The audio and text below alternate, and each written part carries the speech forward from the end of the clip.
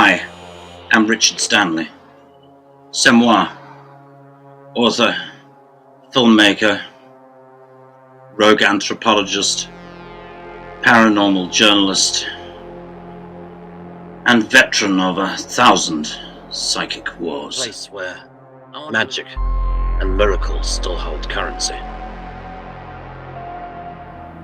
The other one.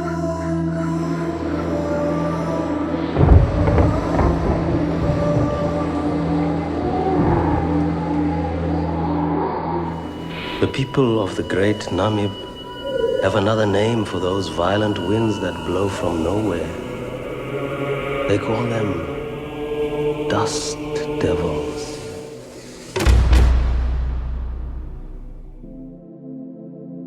I got something else you like. What is it? It's us. All those years in the big city, we finally got out. We're living.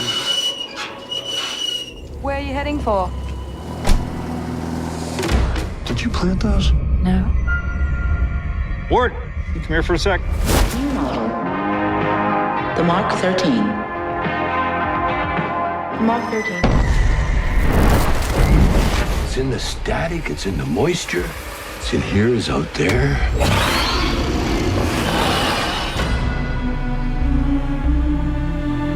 the hell are you? You know who I am. Then everything just blew up.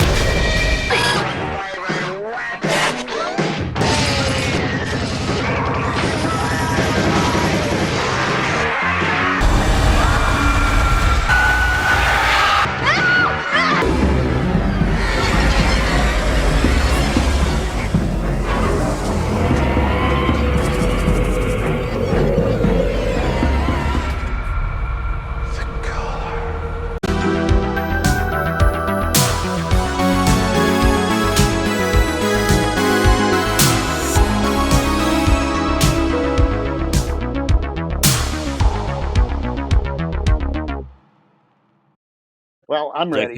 Wait. I'm not ready yet. I got to get the alpacas in the barn. Get them in the barn by Yeah, 10. get in the barn first. You need to get those things locked away. I mean, those things are expensive. I mean, it could have been an alternative world. I know Craig and I definitely want to talk about The Color Out of Space and Die Monster Die if we can. Okay, and be my guest. It's a free country. You can talk about Die Monster Die. I'm a huge Boris Karloff fan, so yeah. I mean, you can tell. Richard sent us an original art piece, so that was really awesome Yes, to receive. that cool. That's amazing. Yeah, jumping off from the corn story because I did want to make the point that corn is creepy. Anyone who's ever been out in a large enough cornfield will probably know that. And it's not even when the wind is moving over it, it's when it all goes really quiet and you're in the middle of absolutely nowhere. And corn can be terrifying all by itself. Being from the Midwest here, we definitely know for sure. Yeah, I mean, that's without aliens, without serial killers, without... Yeah, just all by itself. Well, today we have an amazing guest, and we're overjoyed and honored that Mr. Richard Stanley here has joined us. I'm sure we'll bug the poor man about his films, but we're really interested to hear his stories and insights he has on just a little bit of everything. One thing that makes me a major fan of Richard Stanley is not only just the films, but he's also has a history of doing documentaries about some really interesting and mythical things. Richard is just a culmination of artistry, mysticism, filmmaking. Mr. Stanley here, probably one of the most interesting people within the genre. We're really excited to be able to poke at his brain and see what things he unveils to us. So thank you, Richard, for being here. Absolutely. This just happened today, so I have a lot of stuff in storage, and I managed to find my Dust Devil special edition DVD that I got quite long ago. That's out of print now, and I was really excited to find that. Yeah, that's a rarity. The Subversive Cinema basket is still the best roundup of my stuff that anyone's actually put out. Looks like you've got Dust Devil 4K on the other flank. I recently just got that the same day that you had gotten back to me shortly after we had spoken. My father actually sent me a message and said, "Hey, I found a copy of Dust Devil on 4K for you." And I'm like, "Oh, funny you should mention that. I just got done speaking up." Finally So that was courtesy of Kino Lorber in the States and Umbrella in Australia. They finally located the full original Neg, which was in the Paramount vault, and they managed to do a proper cleanup. So in a funny way, it's Dust Devil's almost landing for the first time in a lot of places because it's just never been available in a decent, cleaned up, intact state in a lot of territories. And it looks fantastic. At a young age, I saw Dust Devil. I'm not sure how originally, back when I was a lot younger. My guess is I think my father must have had it recorded on a VHS, or somehow he had a copy of it. And then later on, when I was a little bit older, I found that copy of Dust Devil on DVD, and it's still a good transfer. But watching it on 4K, not only, like you mentioned, it's landing in new places I haven't had it before, but seeing a film as cleaned up as that, and is just like seeing the film again for the first time. It's so beautiful to look at, and it's kind of like just watching it all over again, and I love that. There's a lot of stuff which is really deep down in the mix, which gets lost pretty easy on when it's badly graded and tossed around a little. Like for the first time, I think people can actually see the Robert Burke's twin brother consulting his stopwatch in the background between the two lovers as he breaks the girl's neck, where all the attention blue light and she's naked, so everyone's looking at them, but right in the background's Robert's twin brother checking the watch at exactly that moment. And those things have been missing for a long time, and I think now on 4K it's actually possible to tick those boxes. It's got Dust Devil and Secrets.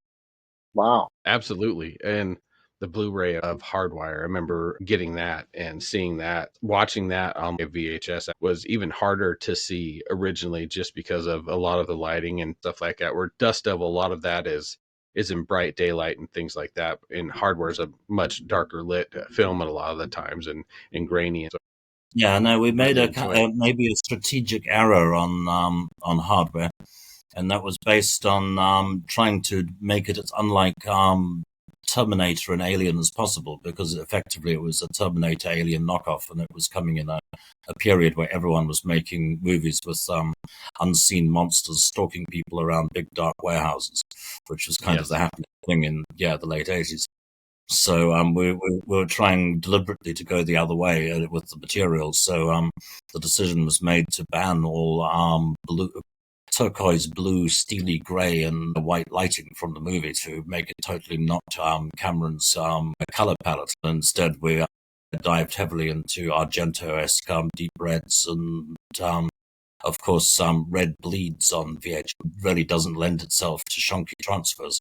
So there's a good reason that a lot of the direct-to-video actioners and post-Terminator movies were lit that way. It's because they also look much better on VHS that way. So we kind of boxed ourselves into that, and I only realized once I saw what the VHS quality was like, we ended up in kind of tomato soup territory. That's cool to hear that you guys made that choice on Hardwire, because something that usually that gets brought up in the conversation, Terminator always gets brought in the conversation with Hardwire. I think Harvey Weinstein managed to put the name Terminator on the US hardware poster larger than the fucking title. It was like Terminator for the 90s. So it's hardly surprising that's in consciousness.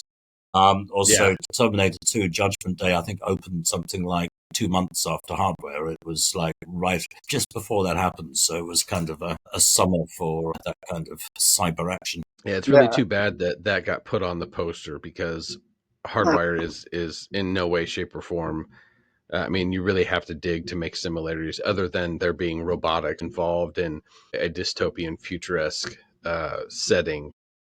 Terminator never comes into my head when I view Hardwire, and it never did in the first place. Yeah, that's the thing. I mean, everyone always goes on about Miramax and Harvey's marketing genius, whatever else. The marketing genius in this respect was to put the Terminator word really big on the fucking poster. And beyond, all of my work's really hard to find. So nice distributing, guys. Yeah, right. Good job on that one. Actually, Hardwire was my introduction to your film. I saw it when it came out. Then I saw Moreau, and then I saw Dust Devil. So a little bit out of order. A couple days ago, I revisited Dust Devil. And I really want to ask you, it plays like a Western. Yeah. I mean, it's really kind of on one level, it wants to be Once Upon a Time in Africa, I think. Exactly, it owes as much to Leone as it does to Argento. That's for sure. And I was going to ask you about that too. Sergio Leone and Ennio Morricone. I mean, that was a marriage of cinema right there. Yeah, love all those guys. I mean, when we edited Hardware, we cut it to Morricone music from Good, the Bad, and the Ugly. The scene where Eastwood walks across the desert we used as temp track on the whole wasteland nomad stuff for a long time. So yeah, that was a direct inspiration. Wow. That's awesome. I'm a huge Leone fan also. But yeah, that's part of Dust Devil's thing is it's not just a horror movie. It's also it's got ambitions to try and be a whole bunch of other things too.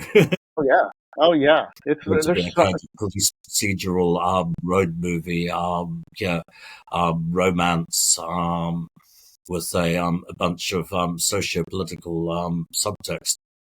And it's also kind of a shamanic supernatural journey, I guess. And it's coming partly out of the fact that those movies were so popular out there.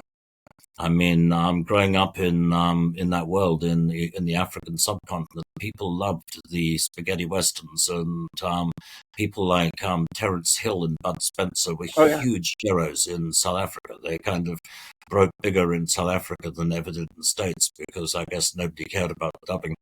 And one of the funny things about it was also that it broke so big with both the white and the black population. It kind of transcended the apartheid era culture. Everyone loved Bud Spencer, regardless of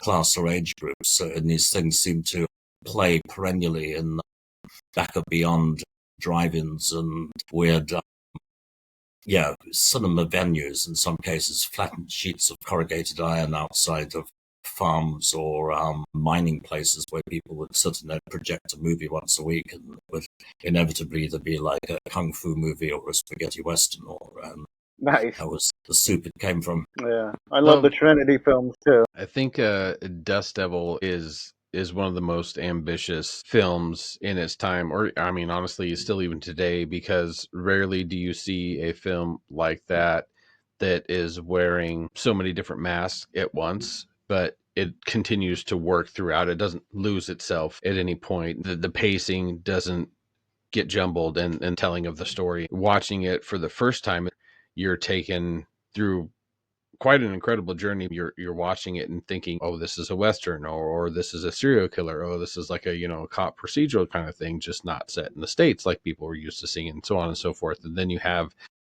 this shamanic demon-esque kind of thing to it. And then also with some of the makeups that were used and the word shapeshifter being used, it kind of brings that almost indigenous / werewolf kind of tale to it, where you're hearing shapeshifter and he has kind of different faces that you see the dead version of him type of thing in the mirror, and then you see him at one point kind of like the build up eyes and the teeth, and it kind of resembles kind of a newer age almost vampire look to it. And then kind of the scene where he jumps on the car is a lot more animalistic kind of looking, and you manage to show it just enough for you to catch it and let it register in your head, but not keep it in front of your face. And that continues to just add to the mysticism of it. And Dust Devil is I'm not sure if it's my favorite of your films, because I'm a huge Lovecraft fan. So Color Out of Space blew me the fuck away, because Dust it's Devils are weirdly too, because the one thing that is true about that film is that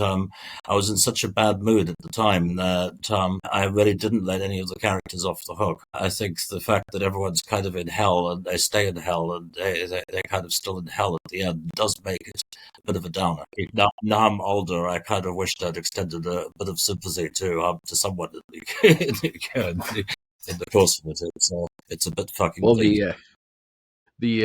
the shaman-esque voodoo man, they give him a specific name in the culture. We call them sangomas in South Africa. Sangomas, yes. The guy in Dust Devils called Joe Niemand. But niemand Yes. is Afrikaans or German for nobody, so he's really just another version of, I think, Man of No Name or Joe Nobody. Yeah. He made it out okay.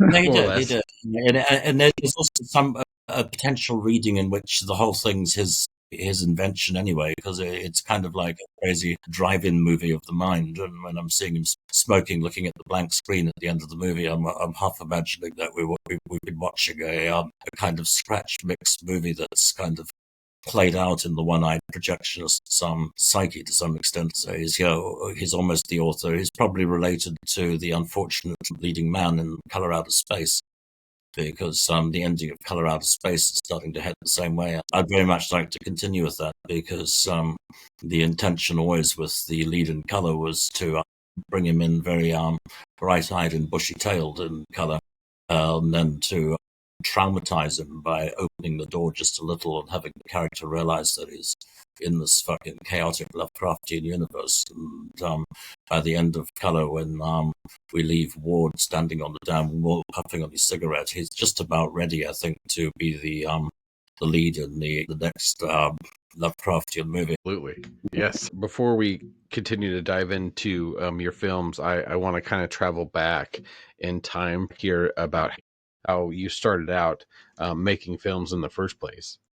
I don't think I had much choice. I collided with cinema thanks to my dad, who brought home a 16mm projector when I was 4 years old and projected a 16mm print of King Kong on the wall, which was my first encounter with the moving image. We didn't have television yet in Southern Africa, so Kong might have been my entry point. I suspect from the very top I imprinted onto the Carl Denham character in Kong. I thought, wow, I'd like to do that when I grow up. I'd like to be a filmmaker and go to insane places where no one's ever been before, and try and bring back the biggest thing that ever happened. So I guess I was infected with Denham's showmanship. Then kind of fell in love with Marion Seaco's resume. Can't believe that guy. As a young kid, I guess, started experimenting with claymation, managed to get a Super 8 camera. Like a lot of nerdy kids, spent a long time building tabletop temples and lost lands and things. And then when I got to be a young teenager, I developed the social skills to persuade other kids to get involved, and then started shooting scenes with actual human beings. Yeah, that sounds a lot like my story too. 1979, I found my dad's Super 8 movie camera in the closet, and I'm like, "What's this?" And and I started Super 8. 3-minute movies, tell an entire story in 3 minutes. You get pretty good at it. I've got to say, I think it might be the same for you, but I think it was definitely a formative influence of that period. I got into the Warren comics very young. I learned to read on Vampirella comics because my mum bought them. As a result, I encountered Famous Monsters of Filmland very early on, and noticed that there were fan pages and that there were other kids on the far side of the world building monsters, doing this kind of stuff too, which was very reassuring to me as a kid. And Famous Monsters, had a huge impact. Oh yeah, for sure. That and Fangoria. My dream was to at least be mentioned in either or, but I've been mentioned in both now. That's that was cool, because my film Psycho Killer came out in like 2012. It got pretty good reviews, except for one review, and I can't remember the reviewer or what magazine it was for or whatever, but totally trashed the film. The reviewer's like, "I don't recommend anybody go see this movie because the images that it left me with." And I'm like, okay, it's like my worst review, but it's my best one, I guess. So, yeah, Famous Monsters, check that off the list, So. Yeah, I mean, I was probably a generation earlier, so Famous Monsters came in strong. Fango arrived in my life when I was already in high school. Yeah, I managed to get 2 front covers out of it, which was pleasing. Something else that was just consistent from the beginning and remained consistent throughout my career, and is still the case now. For some reason, right from the top, just as I was trying to make movies, there's always been a very determined force out there which has tried to stop me from making movies at every turn. There's always been institutional or organized resistance, which has been, I think, a consistent issue from the beginning. In apartheid era South Africa, I was frequently being arrested or stopped by the authorities from shooting the most bizarre and ridiculous stuff. I got arrested 7 times in the course of shooting a post World War III sequence with an injured character being nursed by a 3-eyed woman. We had this 3-eye makeup, and we were on top of a hill with a ruin, and boom, boom, boom. And I could not explain to these folk that it had nothing to do with their country, nothing to do with with politics. It was it was about a person with 3 fucking eyes. So this was a consistent issue from the beginning. I've found that there's always been a kind of a battle to get the material shot, to get it distributed, to actually get it into people's living rooms. At every turn, whether it was your bigger studio releases or smaller things you were shooting, independent short films and documentaries, it seemed all the odds were constantly against you, trying to stop you, which on the other hand, it almost makes it kind of a victory underdog story to the fact that regardless of all the bullshit that you had to deal with or were put through, you still managed to create a career, and not only create a career, but be one of the legends in multiple genres, to continue to release things from a very early stage to now. I remember hearing about The Color Out of Space and was blown away that you were getting a chance to make another bigger film. There were so many things. There was, Richard Stanley is writing and directing, and it was a Lovecraft story, and it was, oh my God, in the earlier times in the documentaries, you had to go look for those things, before the great big internet age we had now, where you can just type up your name and or go into your IMDb. It was hard to keep track of the filmmakers you really enjoyed and find everything they were doing. Yeah, and I've been pretty far under the radar a lot of the time, that's for sure. Yes. I mean, with quite a long periods of time of trying quite hard not to get involved in the film industry. Yes. I figure if there's anything that I'm glad about that I've managed to pull off is that despite it all, somehow I get it's to go through all that and not turn out to be an embittered, cynical, old bastard. Or at this point in my life, I still love movies. I still love Hollywood. I don't ever get to a point where I get so pissed off with the industry that I just end up grumbling about it. I mean, things are a mess, but I'm still fond of it. Absolutely. That's the magic of filmmaking. And I think filmmakers or people that are film lovers, no matter how bad things end up getting or how Hollywoodized things are getting, there's still reasons to keep involved and still be in love. It's just kind of a testament to that magic in filmmaking. And of course, using the word magic, that is a very constant thing for you, mysticism or magic in a lot of your documentaries. It seems like it all started out with Otto Rahn in your documentary, where you documented his search for the Grail and ended up at the castle. When you made that, was that something that you originally wanted to do because you were a fan of it, or was that something that was kind of brought to you? I guess both things are true. I was approached in the summer of 1990 by Channel 4 Television to research a show they wanted to call The Rail Raiders: The Lost Ark. They just had a hit with something called The Rail Jurassic Park about extracting dinosaur DNA from amber. They wanted to see if they could repeat the formula. I got to the job of researcher, which was a nice job because it meant I got an all-expenses paid trip to Europe to see if it was true that the Nazis were looking for the Ark of the Covenant and the Holy Grail. I didn't find an Ark story, but I found a Grail story. The more I dug into the Grail story, the more it refused to go away, the more convincing and complex it actually became, to the point where obviously it no longer fitted the Channel 4 slot. And by the time I'd found around 15 eyewitnesses to the events in the Rahn story, I then found that all my contacts were effectively dying. Everyone started to reach a point where it was beyond the statute of limitations. If you're an adult or in a command position in World War II, they all started flaking out on me. So I found I had no choice but to go ahead and shoot the interviews and get the material before the principal witnesses passed away. I'm glad I did. I mean, the Paul the Dam, who gives was probably the main interview that holds the film together, had already had a tracheotomy, and half his vocal cords had been cut by the time we interviewed him, and I think he died about a week after we shot the interview. We caught a lot of that stuff right at the outermost edge of when it was possible to still get first-hand testimony, which counts for something when you're trying to say something about World War II, the Holocaust, and the supernatural. Led me to value first-hand testimony, people who were actually there, along with documents, because it's such a dangerous territory and so full of complete bullshit and propaganda and different stories that have taken hold, that trying to make any assertion about the supernatural.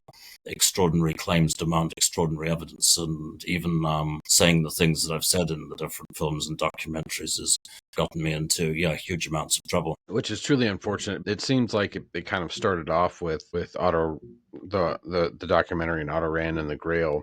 It seems like it kind of kicked off, not necessarily lifelong for you, but early on, and then throughout your filmmaking years, all the way up into the more recent The Other World. I'm quite partial to The White Darkness. It might be my best film. I think it's got a very, very good middle. Yeah, the documentary was shot in Haiti. The motivation in most of these cases was that I thought there'd be good ideas for movies. It comes back to the Carl Denham Kong thing. I wanted to go to places where no one had been before to find stories that were new to me, that stories I hadn't heard before. And that's kind of not how Hollywood works.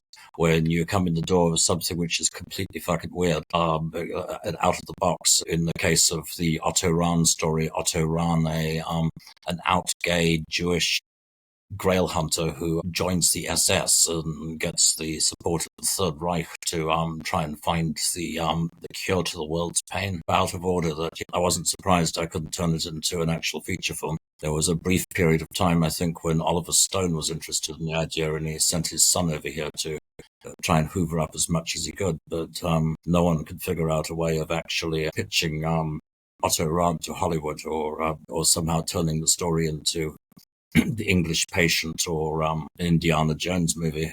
So most of the time, the documentaries ended up being sketches for feature film projects that didn't happen.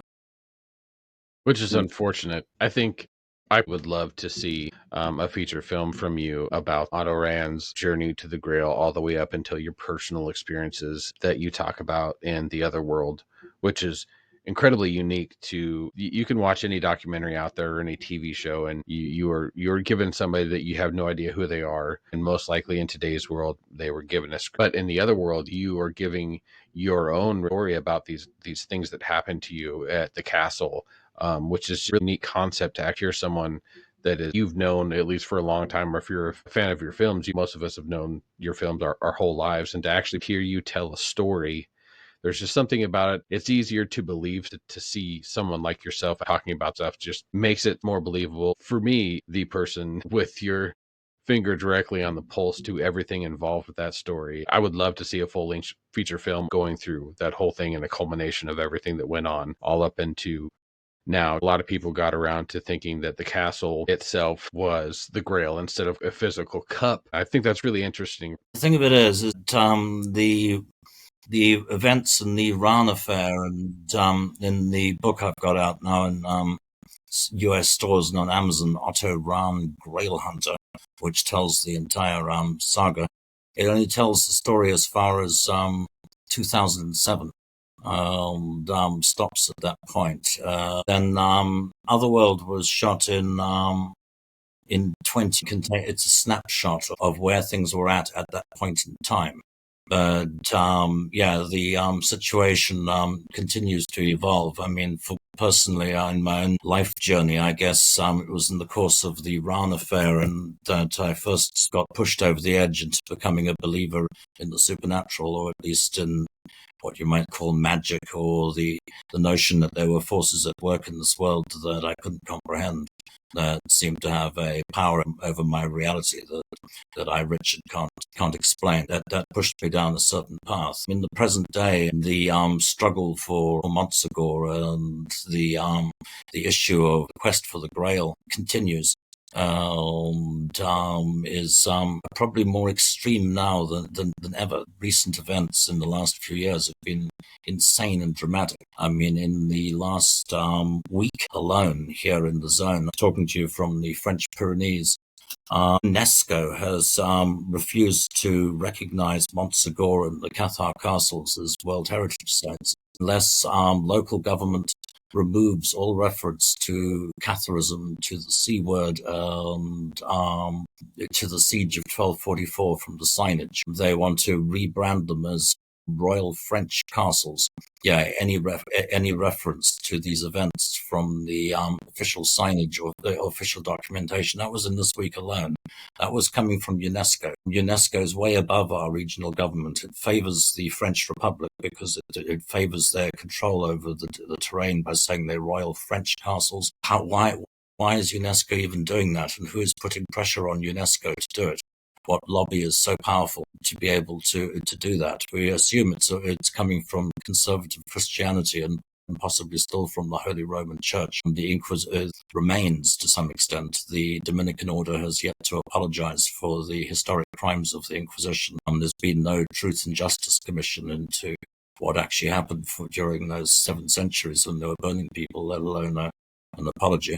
And right now it feels like pretty large force is determined to cancel Catharism and to erase this inconvenient bit of data from the records. So the struggle for the Grail continues. The struggle for the castle directly in terms of what's currently happening with UNESCO, but the relic also. I mean, the meteoric Grail, the Grail Pyrenean, that turns up in the Otto Rahn story, that's been basically stolen at least once in the last couple of years and was removed all the way to the Netherlands. The relic still exists and then was taken back and is now currently back in the Ariège, where it's the subject of a lawsuit between the two different parties who are trying to get their hands on the relic. In a separate but related data, and just in August I held in my hands another cup, one that was about 2,000 years old, that was part of the treasure of the Templar Order, but way older than the Templar Order. This piece actually came back from the Holy Lands at the time of the First Crusade. Chalice presumably removed from Temple Mount, Jerusalem at the time of the Third Crusade and brought back to Portugal, now in private hands. But it also answered the description of a Grail because we could date it all the way back to Temple Mount. It's made from a form of obsidian matched to a vein of obsidian near Bethlehem. Both spiritual grails and actual physical relics will both remain a thing, and it's such a strange world that since the events of the Rahn affair, I can't kind of unknow all those things. So I find myself on a very strange fault line, being someone who's just through coincidence gotten a book onto Amazon into American stores pretty much in the same month that force far larger than myself decides that maybe that entire bit of history is inconvenient, needs to be airbrushed out of existence. Absolutely. I find that insanely fascinating because and I was actually even talking to my wife about this because I was explaining the story to all this and I was talking about your documentaries to her. For you, it seems, as you mentioned, there's a stronger force or power at this point that seems like it is driving you, that it grabs you. It seems like you were specifically set on this journey, just continued to follow you. And it's really amazing that a filmmaker like yourself also be deeply involved with something on the different spectrum of things. Because if you went up to someone and said, hey, these are Richard Stanley's films, Hardwire, Dust Devil, Color Out of Space, Dr. Moreau, it's not his. It is moments. I've got to say, I'm still proud of Brando's makeup and look. Brando and Mini Me are a winning combination. I mean, Yes. is the fact they get to play a duet together. There are some things in Dr. Moreau which work, which and I'm kind of glad for the funny way. And in terms of Dr. Moreau, I do think that the Lost Soul, the David Gregory documentary, is much better than the John Frankenheimer movie. It's Yes, it's absolutely. much funnier one. There's many stories of Hollywood bastardizing things or ruining things for filmmakers. The story behind Dr. Moreau is probably one of the most intense and interesting and heartbreaking. It does a really good job of not necessarily taking sides. In my opinion, it was all fucking bullshit. You never should have been treated like that. For watching the documentary multiple times since it came out, Tim Zimmerman just seemed like, I don't know, he Tim's seems like a bad news. math. I mean, let me say some other things about Tim, because I do think that it was all kind of Tim's fault. Val wouldn't have pulled that stuff if Tim hadn't supported him. Basically, Val enabled Tim to do what he did. Beyond Moreau, I believe that Tim may be the man who fucked up the Alien franchise, because Tim was the line producer on Alien 3. He was the guy who canned Vincent Ward. It feels to me like had things gone a different way, had they not decided to kill off Newton Hicks at that point in the fucking franchise, I think the whole franchise would have developed fucking differently. Absolutely. I do blame Tim for that one, because he was the guy who canned Vincent off Alien 3. Same circumstances. Also line producer on the forgotten Dino De Laurentiis disaster Hurricane, which unfolded on Bora Bora on Dino's Island. Yeah, the circumstances of the Hurricane shoot, the Alien 3 and Island of Dr. Moreau are all on Tim's shoulders. So it just was painfully obvious to me from his interview segments, which he's featured a lot in the documentary, that he had no interest in giving you a chance in the first place. If any publishers out there, I've got a really good Island of Dr. which I did write a first-hand survivor's account, which I have not yet managed to get placed before the public. I wrote it after David Gregory did the Lost Soul documentary. I remember David sent me a link to it and said, "Watch this," and I watched it. I think the first comment I wrote on the pad next to the computer was the words "call lawyer."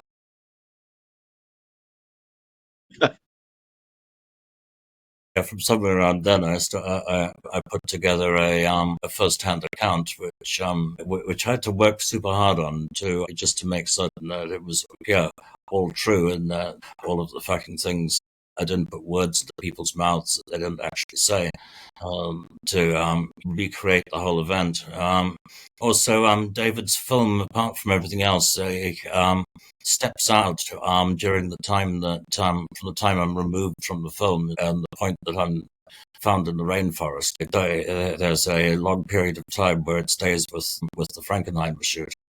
Whereas, of course, the first-hand telling from my point of view is subjective, so it follows me into the rainforest. I don't find out about the Frankenheimer shoot until a couple of months later, during which time all kinds of other stuff has been happening that doesn't factor into Lost Soul, but I think makes for a very different account. I would love to read that. That would be fucking amazing. Yeah, I think now Val's gone, as well as the big man, as well as Mr. Brando. There's more of a chance that I might actually one day be able to put a take on it before the public. It's a very careful reconstruction.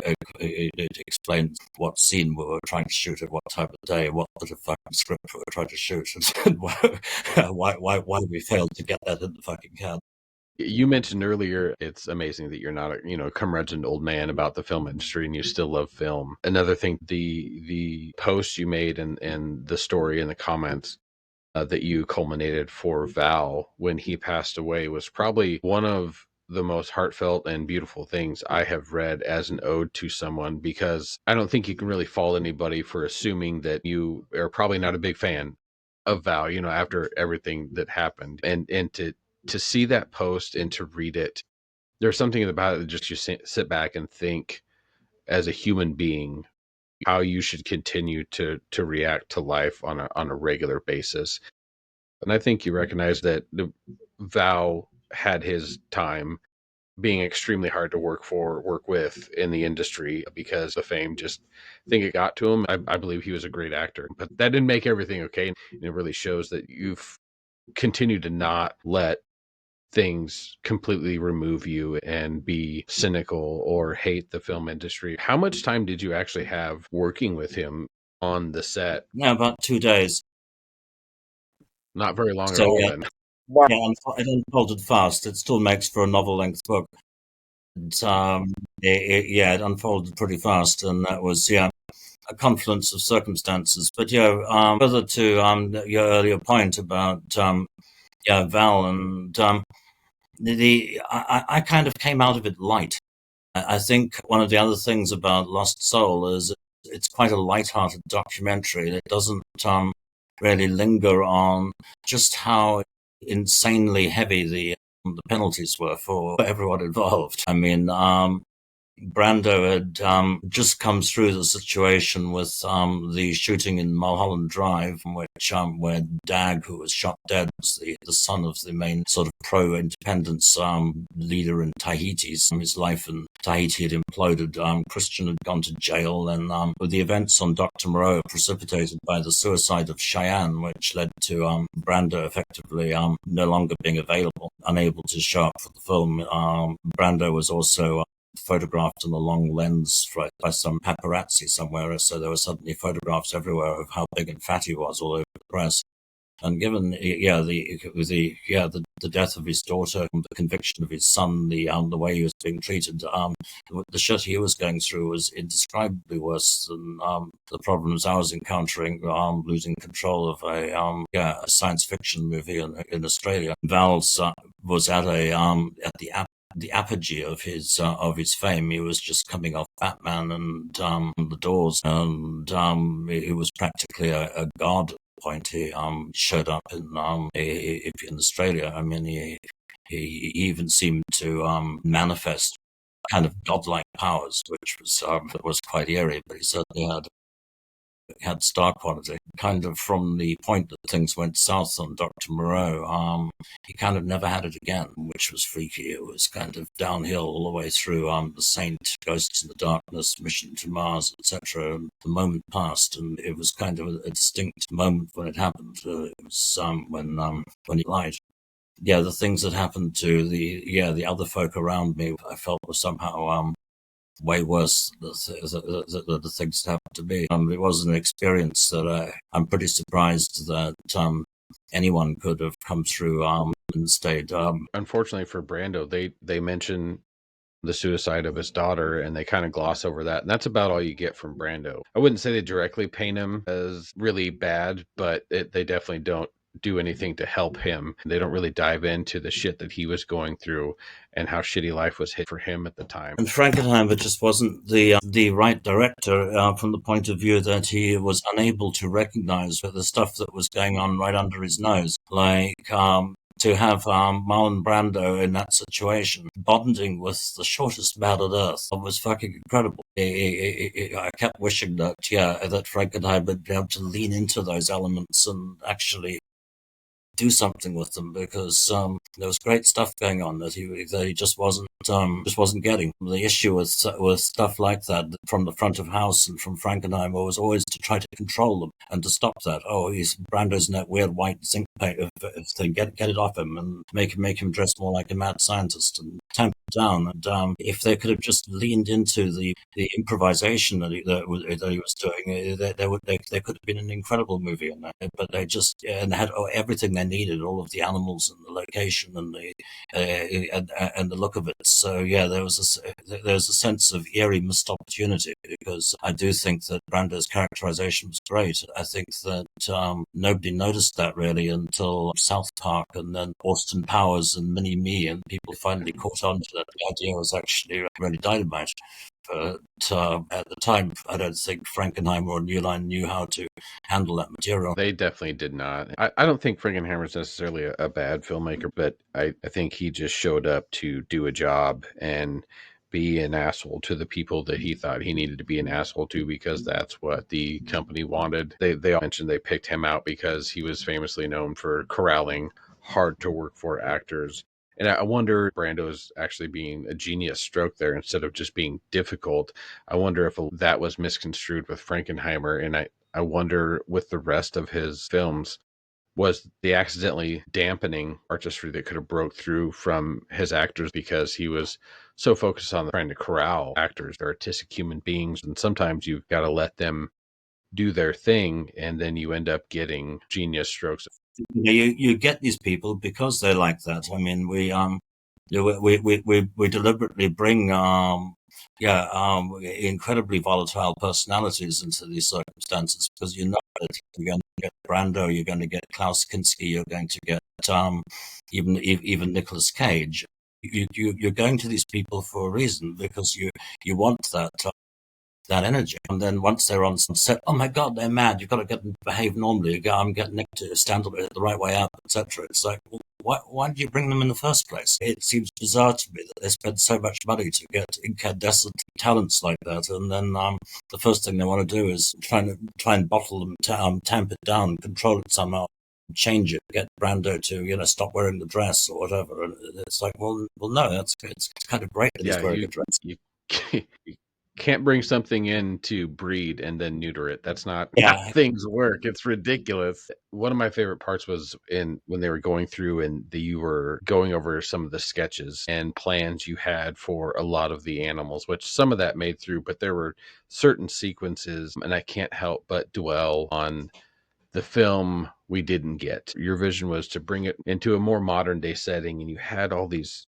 wonderful ideas that obviously the company was just like, no, we don't want to take a chance on that. Maybe it happened for a reason, because maybe if you had made the film you wanted to make, I'm not sure that it would have gotten the respect or the love it should have. It makes me think of Back to the Future. It did. I guess you guys weren't ready for that, but your kids will love it. I think in today's day and age, if your vision of Dr. Moreau be widely accepted. Yeah. I mean, I'd sure love to do it. I mean, it's one of the things that we're ahead of the game on, is that Island of Dr. Moreau, we got a lot of the team had just come off Species at the time.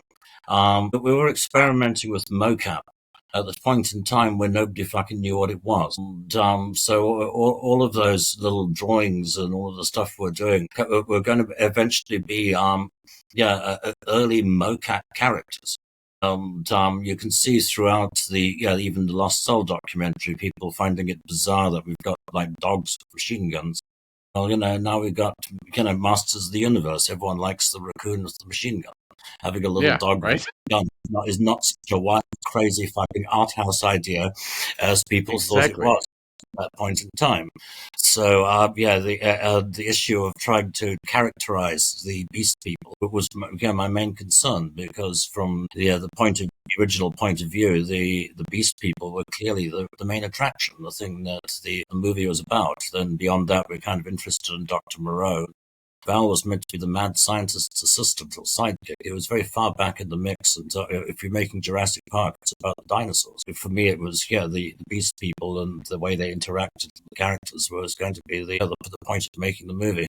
I think now in almost 2026, we finally got the technology to be able to realize some of that stuff. So it would be tremendously nice if somebody could actually do a good job on the Island of Dr. Moreau and give us beast people and life in the trees and create the city of the beasts and do a good job on the saying of the law and actually make that material fly, because it's great material. I think one of the shining points, on Moreau was the makeup. You talked about dogs with machine guns, and that made me think about the fact that once you left the project, it kind of seemed like the only thing they were interested in as far as the animal goes is they were worried about people acting like the animals, but they weren't worried about people being the animals. One of the things you were talking about was like the dog men, that they were going to have like a short memory. They had that short-term memory because dogs view time differently than human beings. It's a little things like that, whereas the real golden aspects, how and why you understood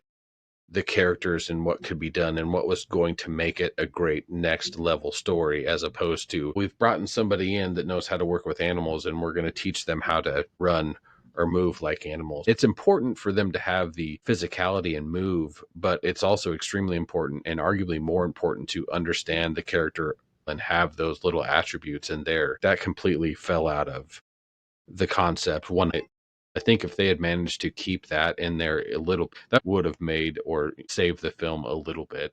That was one of my favorite things that you brought to the story, was focusing on the little things that are trivial, but at the end of the day are not trivial and what make the story great. It's actually it's kind of what it's all about, and I think it's another reason why someone ought to remake the thing and try and get it right this time, because it's all about species. Now I think coming to 2026, people are starting to accept that other animals have souls and consciousness and feel complex emotions, etc. People are finally coming around to realizing that we shouldn't ignoring other animals and pretending that they're not conscious. So on the Moreau front, I wrote a script last year, which was attempted to compress the whole of the island of Dr. Moreau into 20 minutes and retold the essential narrative from the point of view of the smallest of Dr. Moreau's dogs. So I wrote a 20-minute short, which see if I could try and get it animated, called Waggedy's Busy Day, which is about the littlest dog on the island, basically seeing all the events from Waggedy's point of view. Love to get back to the island if such a thing were possible. Response to the animal training, animal behaviorist story is a fucking doozy that doesn't come into Lost Soul. On Dr. Moreau, we had Hollywood's primary primate. We had Peter Elliott, who had played the main gorilla in practically everything. He was like lead gorilla in Greystoke and in Congo and all kinds of gorilla appearances, and we had Peter Elliott as our principal animal behaviorist. It went real bad. I mean, initially we used mostly tribal and Aboriginal people. Then when Frankenheimer took control of the shoot and they thought that the tribal people were going to rise up and attack them, they purged the movie of all of the tribal people and replaced them at the last minute with the hippies, which is when they hired in anyone they could to be beast people. Frankenheimer figured he was having his hands full dealing with Val and Brando, and didn't want to have to deal with the garbage, the animal beast peoples.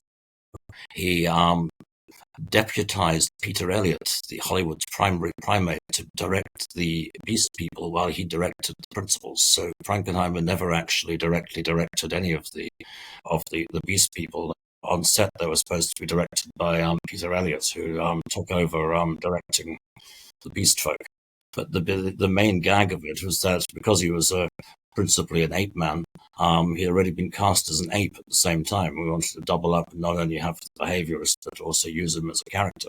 So he was also playing Sassamon, the Chacma baboon man in the movie. We wanted to distinguish him from Planet of the Apes by having a Chacma baboon rather than having a gorilla or a chimpanzee. But as a Chacma baboon, he had a huge snout and muzzle, these beautiful animatronic jaws that Stan Winston's shop had made, which strapped onto his face like a muzzle. And then he was under a lot of makeup like the rest of it. So every day we'd come on set and there'd be this little whimpering fucking baboon guy with a loudhailer trying to fucking direct us. And no one on the set could understand or hear a fucking word he was saying because he had this muzzle strapped to his fucking mouth. and he was screaming into this animatronic muzzle, trying to make himself understand the rest of us, and we all thought he was a total joke. That's hilarious. Yeah, by the end of the first week, the poor guy had been screaming so hard he got 2 black eyes just from wearing the muzzle. And Peter initially thought it was his big chance to direct, and Frankenheimer deputized him to direct the Beast Folk, and it did not work out. That's crazy and hilarious. Which brings me to probably my favorite thing about the whole Moreau thing. I've never heard it from you, but the fact that you came back on set and played an animal is just the most entertaining thing. Was that just kind of a spur of the moment thing? We don't know a lot about what happened with you. It's truly mind wrenching. I mean, that's why I've got to get the book out, or at least get it off my hard drive before I die. But the truth was completely mind wrenching, very difficult to live through without utterly losing your mind. But I got eventually trapped inside the movie. In that, I started out as trying to be the writer, director, the creator of the film, but by the end of it, I was trapped as a minor character within the fictional world. I ended up being a beast person on the island of Dr. Moreau, which was tricky. And the way that happened was very freaky as well. It wasn't a straight shot, and says again awkward things about the nature of reality. Like, do you think I'm living in some kind of sandbox video game or simulation sometimes? And sometimes things seem freakier than others. But after I was removed from the project, I actually went to Sydney, to the other side of the country, and hired a lawyer and started going after New Line and Time Warner to pay me out because I felt I'd been unfairly removed from the project. So I behaved in a normal way that you would expect. Somehow water cooler gossip circulated that I had stayed on the location, that I'd stayed on the island and escaped into the rainforest like Colonel Kurtz, and was organizing tribal people to resist and attack the film crew. This gossip kind of might have started around a water cooler in LA, then got reported to far north Queensland and went backwards and forwards until they became convinced it was true. And then they actually purged most of the tribal people off the movie.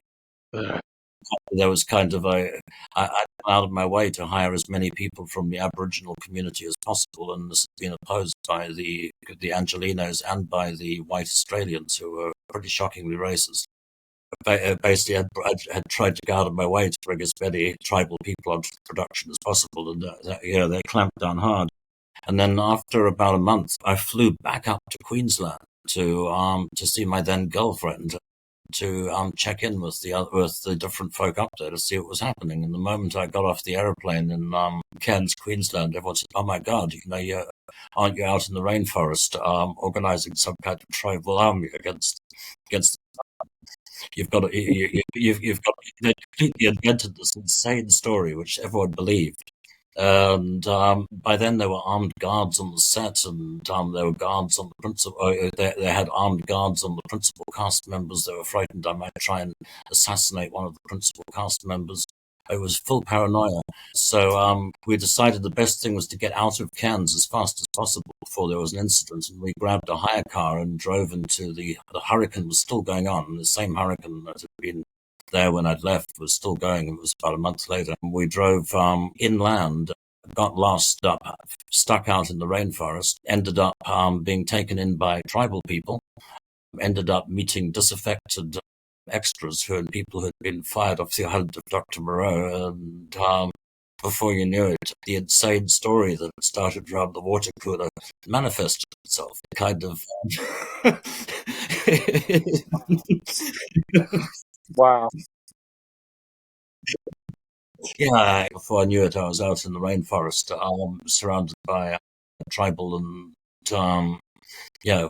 former Moreau beast people, and then there were dog masks and Stan Winston original bits and pieces flying around, and it was one of the 2 Australian brothers who persuaded me to come back and take a look and see what was happening, because he felt I would be cheered up by it, which was true, because seeing seeing how things were running in my absence made me realize that maybe I wasn't such a terrible director after all, and it gave me perspective. Absolutely. I can't believe they fired a lot of those people. Apparently no one took notice with Jaws, and it is in fact a good idea to cast the locals. Thank you for sharing that story with us. I hope a lot of people get to hear this because, like you said, a lot of people just they think that you like lost your fucking mind and went and hid out in the rainforest, and that's not exactly how Yeah, it happened. it kind of eventually worked out that way. I Yeah, don't think I had any real choice in the matter. That's where life sometimes feels like an illusion or some kind of weird a generic game, and then emerging from it, realizing that I was actually trapped now inside the movie as a beast person. With being directed by a baboon. the good news is Dr. Moreau only gets crazier. That just makes the whole fucking debacle funnier. It has to be the craziest story in the existence of Hollywood. To see a remake, Yeah, I think the material still has a strong creative potential. absolutely. I love for somebody to be like, you know what, we really fucked up. Let's go give Richard whatever amount he wants and make this fucking movie. I honestly think it would be a fucking masterpiece. It would have been a lot of mean, fun. I mean, there's some kind yeah, of curse on H.G. Wells, I think, because frankly, nobody ever does or write by H.G. Wells. We still haven't actually cracked Wells on screen, and I think there's some absolutely. kind of systemic failure when it comes to actually sustaining a Wellesian vision. Each time we refuse to jump and fail to actually go where the guy's fucking going with it. And I also Absolutely. mean that with War of the Worlds and Time Machine. I think that they don't really get it. And maybe they don't get it because they can't get it, or culturally we're unable to quite go there. I mean, Wells and H.P. Lovecraft are kind of flip sides of the same coin, because they're both dealing with cosmicism, with humanity's shocking place in the face of the infinite. Wells is also very gothic in a way that people don't notice. Like the Time Machine should end with the time traveler being the last living thing at the end of the world, seeing the sun as a swollen red giant setting over an ocean where there's no more tides. All life is basically perished, which is something closer to like the end of Frankenstein. War of the Worlds, the part that strikes me the hardest in the book is when the last man standing in London is walking through the ruined city and just hearing the sounds of the sirens going through the empty city and the red weed.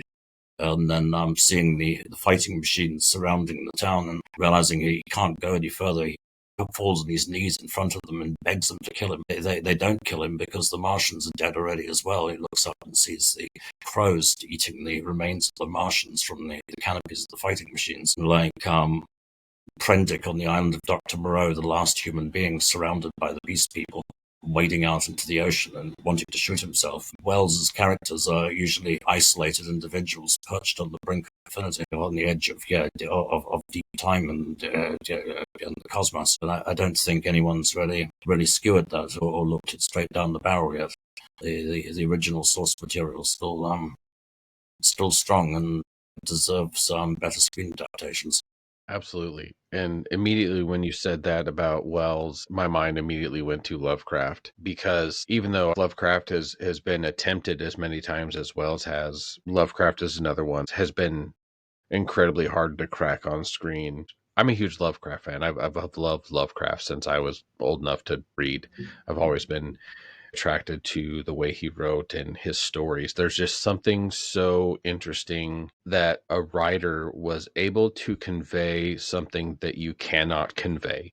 That's always the big reoccurrence with Lovecraft. There are these horrors in existence and cosmic and things that are so, horrifying and beyond our comprehension that they can't be explained. But at the same time, Lovecraft was able to write that outside of, really popular things like Reanimator, obviously, is a really popular one. And I love Reanimator. One for me early on that I always really enjoyed was From Beyond. But in all honesty, Lovecraft stuff, all the way up until you released Color Out of Space, I felt like nobody was really able to hit Lovecraft. And then you fucking released The Color Out of Space, and I was like, holy shit, like we finally cracked the code here. We were able to convey Lovecraft on screen. I've got to commend you for that. The fact that you were able to crack that code and then put it on film.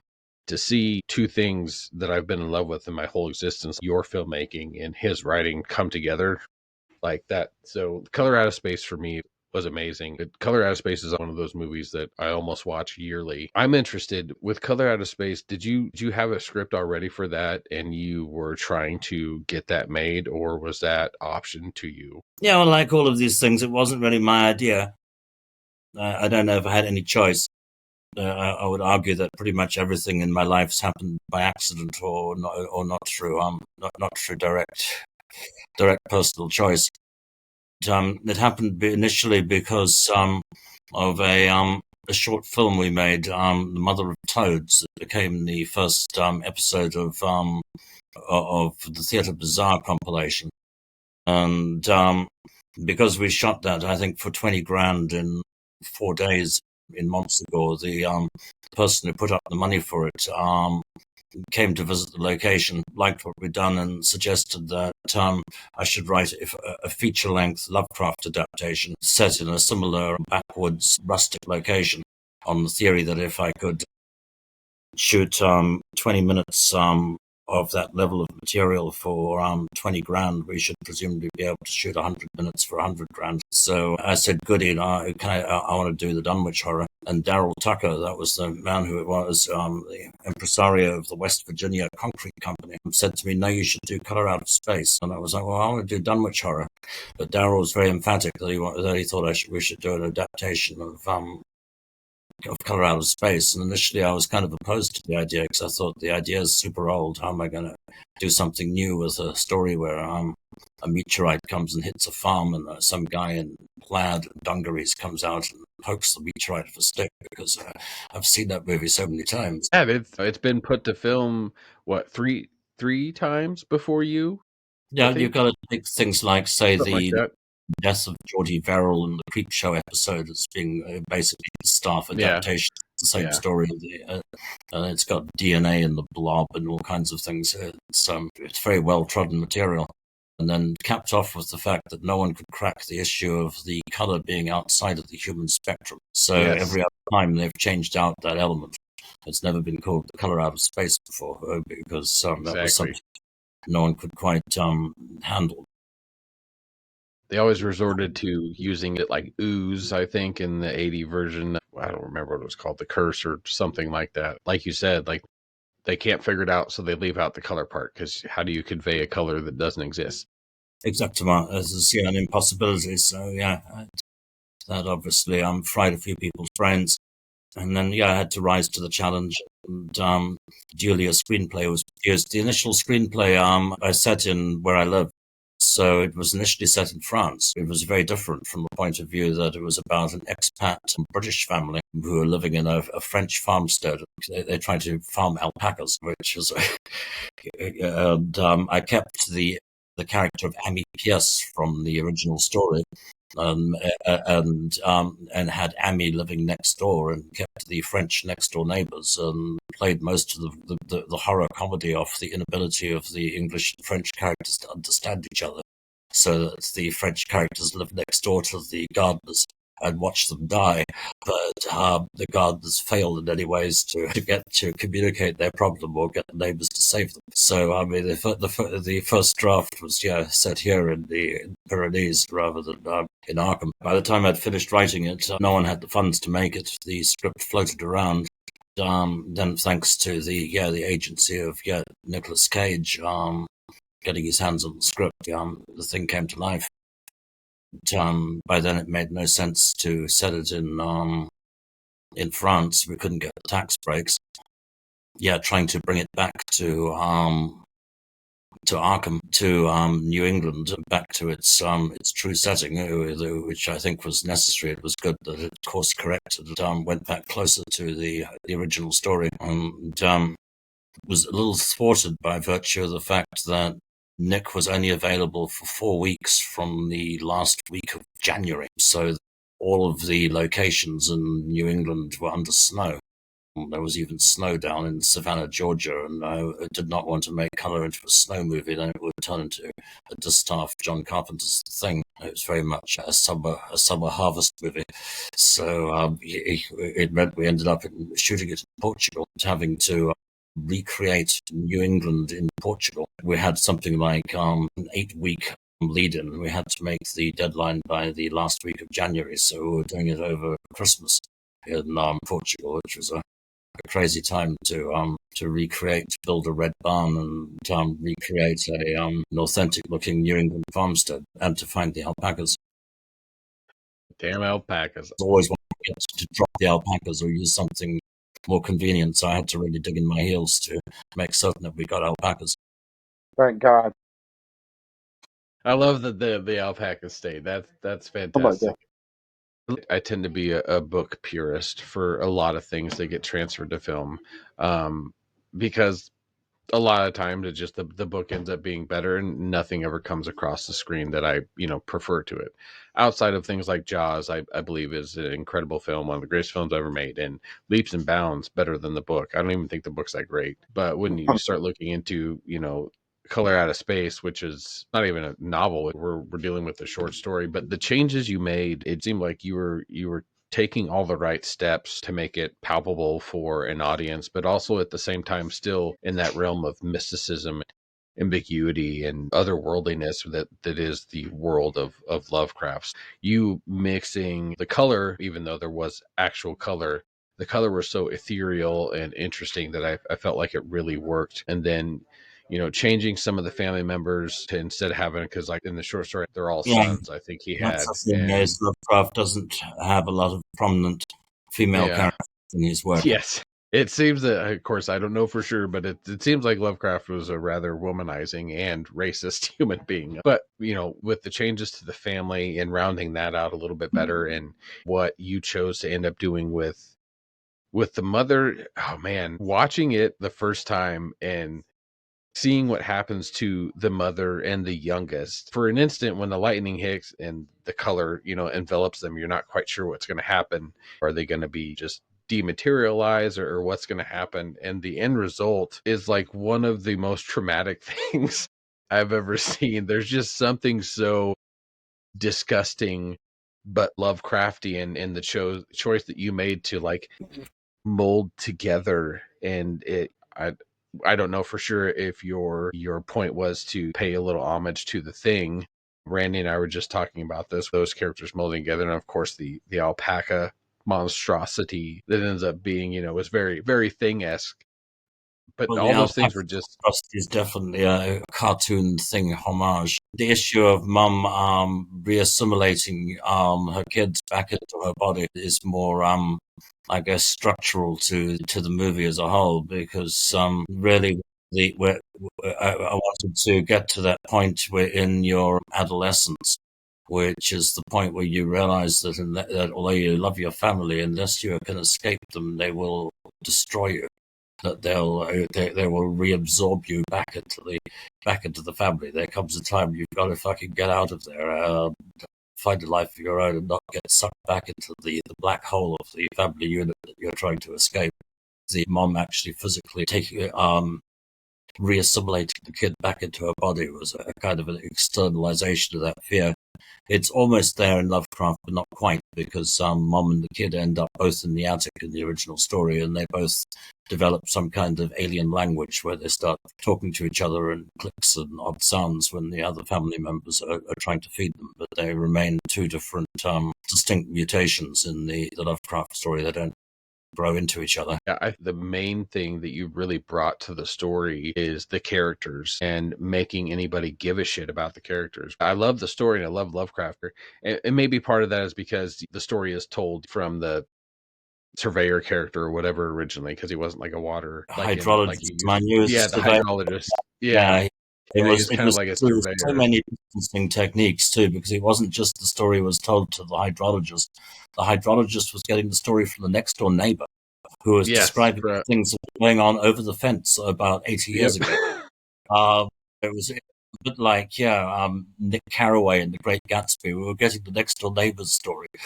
conveyed to the guy, not even the story of the kids or the families. So it was quite far from the heart of the tragedy. And Lovecraft spends pages describing trees. And when Amy goes into the attic and kills the kid and kills the mother, it's like one sentence in the story. He went to the room, and when he left, he left nothing living there. And then Beaver's on. So very little attention, or you could almost blink and miss the fact the guy's just shot the kid.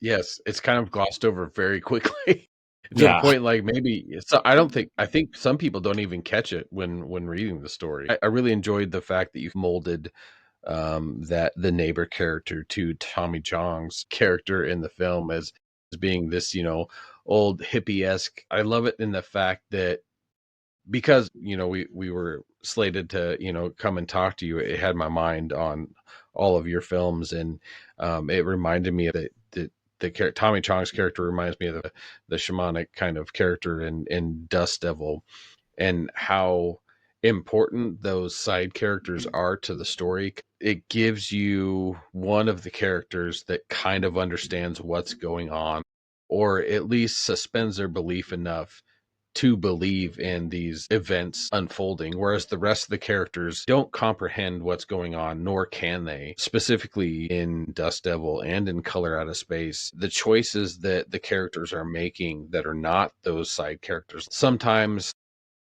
you would think they don't make sense, but it's the fact that you're correctly conveying that they're out of their fucking mind, and you have no idea what choice you're going to make as a human being in all these incredible situations, whether it's, the cosmic horror of, Color Out of Space, or you're the cop in Dust Devil who is just, trying to understand what's going on. I really like the interaction Mukarab and Wendy when they both show up at that place. Like, it's just so genuine. You can see in the performance and the way you shot it, you can see where they're like, what the fuck are you doing here? It's a realization that at least Mukarab knows who she is, and the fact that he's been trying to track down the demon. Your core characters are out there living through the extenuating circumstances, and they can't control anything. They have no idea what's going on. But these side characters let you as a viewer be grounded a little bit. And I think that makes it easier to understand how the other characters are reacting. And that, as a viewer, you're like, holy shit, that's why Richard gets it, because he was able to create those characters and put them specifically in paces for the viewer to understand what's going on. I think that's why Color Out of Space really worked, and why so many filmmakers have a hard time getting Lovecraft on the screen, and you were able to do it. And you kept the blasted Heath. The other renditions of the story don't really do much with that at all. In the original story, that's where it starts. It's in Die Monster Die. I got it in there. That opens up, a bunch of different issues and anecdotes. The scene in Dust Devil where Ben Mukurab runs into Wendy. I think the shooting diary's out there now with the 4K version. But this came at a point in the movie where everything had utterly fucking collapsed, where there'd been a complete breakdown between the crew and the production. No one knew what was going on anymore. There was no money. Originally in the scene, Ben's dog, the Watcher, was meant to find Wendy first and attack her, and she was going to flee from the dog into the house. But as it turned out, we didn't have a dog that day. We didn't have a Steadicam that day.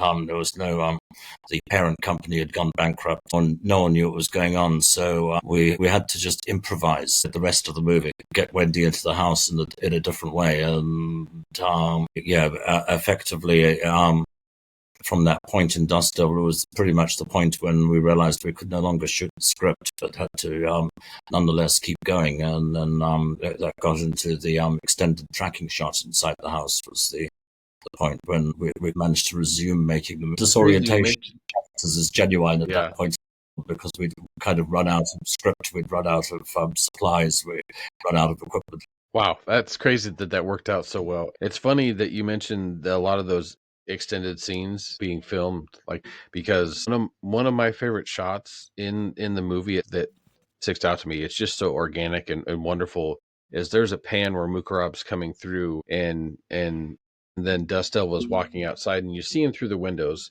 and there's something extremely organic in the way you shot it. Isn't specifically making you focus on either Mukarab the surroundings or Dust Devil in general. It's just everything's happening at the same time, as opposed to trying to get the viewer to shift their focus one way or the other every time I watch it. I just love that shot. Yeah, it's one of the And best I don't even. shots in the movie. I think it was we improvised it that day because That's awesome. the script had fallen apart. There'd been a bad politics off camera, which had, led to us basically being marooned by our parent company. Yeah. I want a wacky shot because I wanted to do something a little impossible in it too. So it like tracks into the next room and has to track past a mirror, and so Yes. you don't see the camera in the mirror, but instead you see the guy outside the window walking the other way. There's also no floor in the room that it tracks over. That when it tracks off Zakes the cop, he's going upstairs to the left, and then we like catch him suddenly going in close up, emerging to the right, and a different part of the shot where we're not expecting to see him coming from. So it was a bit of fun. I think we spent most of the afternoon figuring it out. And, there was no script, and we had no dog and no Steadicam, but we had the dolly and track. It was a very very crazy day. That's awesome. Sounds like a happy accident. I'm glad I picked out that shot and love that so much because, as you just mentioned, that's one of the best shots in the film. Being a fan of it, that's awesome. Yeah, I'm a little giddy that I picked that out, and you enough think it's time one in of the this best world shots. anymore to do decent dolly shots. It's something Yeah.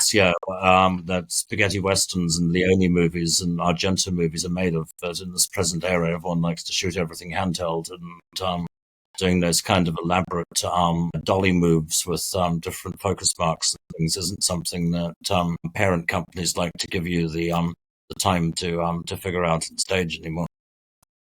That's crazy that you were having trouble with the end of Dust Devil. That doesn't transfer onto the film, that you guys were just making up as you go and trying to mutter everything together.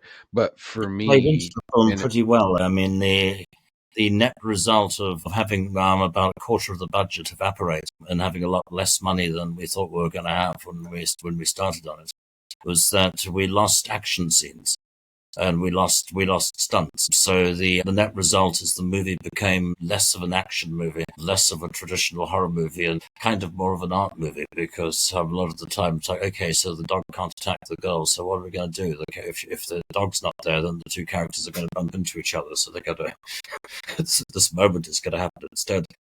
So it kind of did impact on the way the film was. And I was glad for it because what had happened between starting on Dust Devil and writing the script in 16mm and stuff was The Hitcher had come out.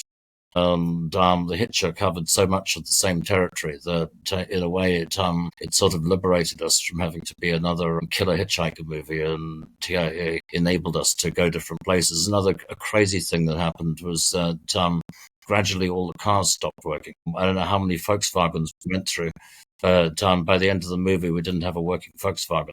So we were having sort of, so the vehicles increasingly are pushed into shot.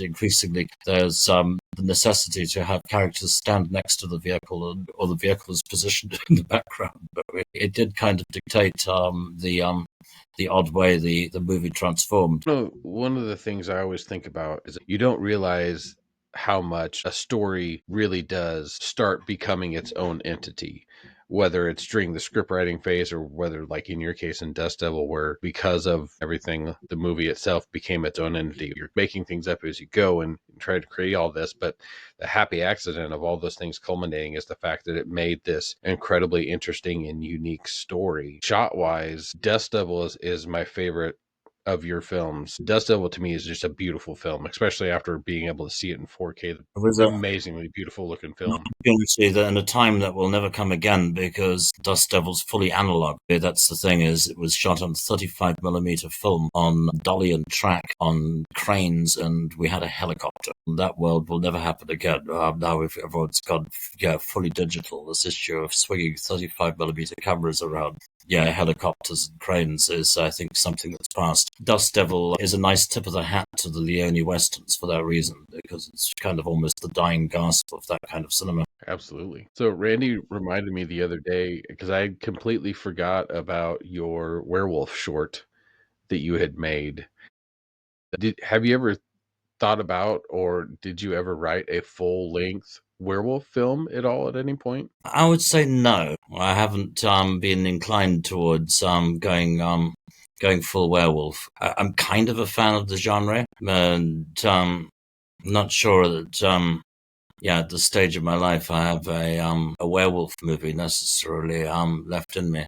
I'd completely forgotten that I'd shot that, so that's the thing. I'd certainly It's that was just a long. with all of the mysticism within your films and you as a person in general, it seems like a really good fit for using the more indigenous type of setting and shamanic essence to a lycanthrope story. The werewolf is my favorite monster on film, which unfortunately means that 90% of what I watch is not any good. I would really love to see Richard's rendition of a werewolf. It would be super unique. The mysticism of gypsies or the indigenous shapeshifter type. I had to ask that real quick. I completely forgot about it. Yeah, no, I don't actually have any unmade werewolf scripts on the table. It's subject matter that I love and adore, but I don't know if I've got a great werewolf movie in me. But there was one thing earlier I wanted to quickly dot the I on and return to. Yeah. I just wanted to say that I also think H.P. Lovecraft has been somewhat slandered posthumously. I don't think he was such a bad man. Just thought I wanted to. Well, that's good. Yeah, because that seems just to be the that are misunderstood. Thanks to the way that information is received and processed these days. Zooming into the material, I think the evidence is in the stories. I think that Lovecraft sees all human beings as almost as ineffectual as termites. Yet there are shadows of social justice floating around in the stories, a certain moral tone which is detectable, and I think particularly in the Dunwich horror, but also in his last story, Through the Gates of the Silver Key, they're odd little tropes which everyone has kind of chosen to ignore. Like with the issue of Lovecraft being tagged as a racist, rather than I think he's rather more of a full misanthrope. I think he just dislikes the human race in general. Yes, and they make a lot of play out of his use of the N word, which, in point of fact, actually only appears in two stories: in Rats in the Walls and in his last credited story, I think, which is Through the Gates of the Silver Key. There's a moment in Through the Gates of the Silver Key where there's this Indian Swami character who's opposing an evil lawyer, Mr. Aspinwall, who's trying to sell up Randolph Carter's estate by saying Carter is dead and the property is mine. And the Swami says, no, Carter is in the dreamlands. He's become part of an aspect of Macabre's dream. You can't have the estate. The evil lawyer rounds on the Swami and says, you stay out of this, you damned. A moment later, the Swami turns into a demon and sucks the lawyer's brain out or something. It's one of the other usages, the name of the cat, famously in Rats in the Walls. But I would strongly argue that this is not actually a sign of racism. I think that the reason he has the lawyer say that is because he's setting up the fact that Aspinwall, the lawyer, is an evil bastard and deserves to have his brain sucked out in the next scene. And Lovecraft's sympathy is clearly with the Swami and with Randolph Carter. Such elements, I think, are detectable in some of the other stories. I don't think he was such a bad man as he's made out to be. I think his reputation has been somewhat slandered. I would like to see a world in which Lovecraft can be rehabilitated. Absolutely. Finally be allowed to shoot Dunwich horror, which I really want to do. I'm very much rooting for Lovecraft's rehabilitation, and if this has to be fought textually in terms of point by usage of the different words in the stories, then so be it. I'm prepared to argue for the man. I'm really glad you brought that up, because being such a fan of Lovecraft since I was old enough to read, that never occurred to me until modern day. And as you mentioned, information, and I'm guilty of just assuming, the current information in the world that this coming out, apparently that was the case. But in reading all of his stories, that was never anything I saw that I would assume he was womanizing or racist at all. I never got that. And I think extending it out to demonize Lovecraft fans and Cthulhu fans the way I have is questionable. I'm all for you can't keep the deep ones down. You can't cancel Cthulhu, and I would like to see Lovecraft's Absolutely. his bust God, I back would love in library in Providence. It would be nice. Yeah, I would love to see another Cthulhu story brought to screen. You know, there was a talk for a long time about Guillermo del Toro making his Mountains of Madness film, but it was, you know, seems to be left in the dust, and he took on Frankenstein, which is a whole nother story to talk about. I would love another Lovecraft story, especially a Cthulhu one, because Color Out of Space is just one of the only Lovecraft stories brought to screen that I think actually is a good representation in a wonderful film. I really appreciate you bringing that up, Richard, because I think it's a massive disservice to one of what I consider the greatest writers of all time. I don't want him demonized. They did it to Edgar Allan Poe as well, and Poe was not the Yep. demonic drunkard lunatic that he's made out to be, and it's quite likely that he died of hydrophobia from being bitten by a rabid dog rather than dying in an alcoholic stupor. We have this tendency to demonize fantasists and weirdos and social outsiders because we don't. Yes. It's easier for people to deal with them. I think Poe was a raging alcoholic or Lovecraft was a mad racist.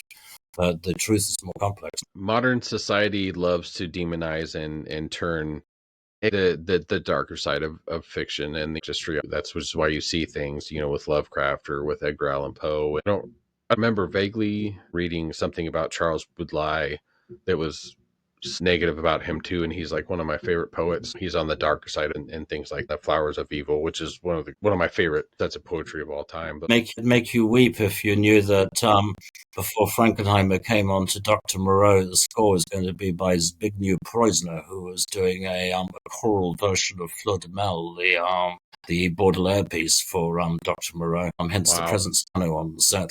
But Proisner, Kieslowski's composer, was let go after because no one could figure out what the fuck he was doing there. But yeah, we were trying to do choral version of Fleur de Mal. On the subject of Del Toro, I'm kind of pissed with Del Toro, and I'm also kind of pissed with Stephen King because I think both of them sort of said the same thing that I said earlier, that both those guys owe a lot to H.P. Lovecraft, and I wish that they'd stood up for him. I don't at this point have any hope that Del Toro will do Mountains of Madness. There seems to be signs that he's going to try and move more mainstream and step away from the genre. And James Wan's Call of Cthulhu also seems to be not moving. That is to say, I also believe that Cthulhu will still be around and still be a factor in our culture 100 years from now or more. I don't think it is a temporary blip for Lovecraft and the old ones, that Cthulhu will rise above cancel culture, and eventually someday people will get the Cthulhu movie that they deserve, because it's been a long time coming. Yes, it has, and like you mentioned, you know, Lovecraft. The only distaste he had, I think, is like you mentioned, the human race as a whole. There's something about the mythos of Cthulhu and that world and the old ones. Cthulhu has become such a mythic being within the world. If you mention Cthulhu, people know who Cthulhu is now, where it didn't never used to be that way. But you mention Cthulhu now, and they're like, oh yeah, he's just a synonymous name. Richard Dawkins, the famous atheist, would have called a religious meme that's been reproducing itself. It's where the amazing thing about what Lovecraft did is he introduced these concepts into our human consciousness back in the 1920s. Kind of created this open universe. These ideas have been spreading throughout our human culture ever since the 1920s to reach the saturation point that they're at in the 21st century, where everyone's heard of some of these concepts, yet they've never been owned by any corporate power. There's been no Walt Disney or corporate force deliberately promoting them. Yet Cthulhu and the Necronomicon and various aspects of Lovecraftiana have wormed their way into the consciousness of people all across the globe, and are coming back in the weirdest ways. I mean, two examples from the last year or so. We've got a sort of psy-trance community of kids staging big parties, like we're talking a few thousand people at a time out in the woods here in the south of France. And the folk organizing the parties are called Cthulhu Tribe. have Cthulhu logos on their vans and on the amp system. And it's nice seeing Lovecraftiana coming up at grassroots. At the other end of the scale, there was a situation where Vladimir Putin went online and answered the top 10 questions from the Russian electorate live online as some kind of publicity stunt. And somewhere around question 8 was, have you ever heard of Cthulhu? And, Putin admitted that he had heard of Cthulhu and that he thought these things were very dangerous, and he advised everyone to continue to abide by the Russian Orthodox Church. But nonetheless, Cthulhu's definitely reached a kind of tipping point. It's at a sort of saturation level throughout our culture. None of those people, Putin or any of the kids at the party, would probably know who H.P. Lovecraft was, let alone that Lovecraft had created Cthulhu. But it's out there, and I don't doubt that it will continue to it'll continue to reproduce itself. What it wants right now, what Cthulhu or the old ones would like, is they would like to stream themselves into people's lounges. We would like to see more Lovecraft material on streaming, and we would like to be able to port Yogg-Sothoth directly into people's lounges. I think this would be, or to people, stream them onto people's computers and telephones. So I very much hope that happens. I hope that someone is able to crack the Lovecraft cinematic universe and move it forward. One of the things that's holding it back is the sheer greed of the corporate powers, because they all like to own the fucking IP, and you can't own Cthulhu. Yep. It's an IP you can't have. And that puzzles them, the way that it's so popular, but at the same time impossible to actually trademark or own. Which is another reason why I love it. You mentioned Nebuchadnezzar, and I love that the daughter was using that in Color Out of Space. There was a copy in the movie. I love that you did that. But I'm really happy and excited that you are such a Lovecraft fan.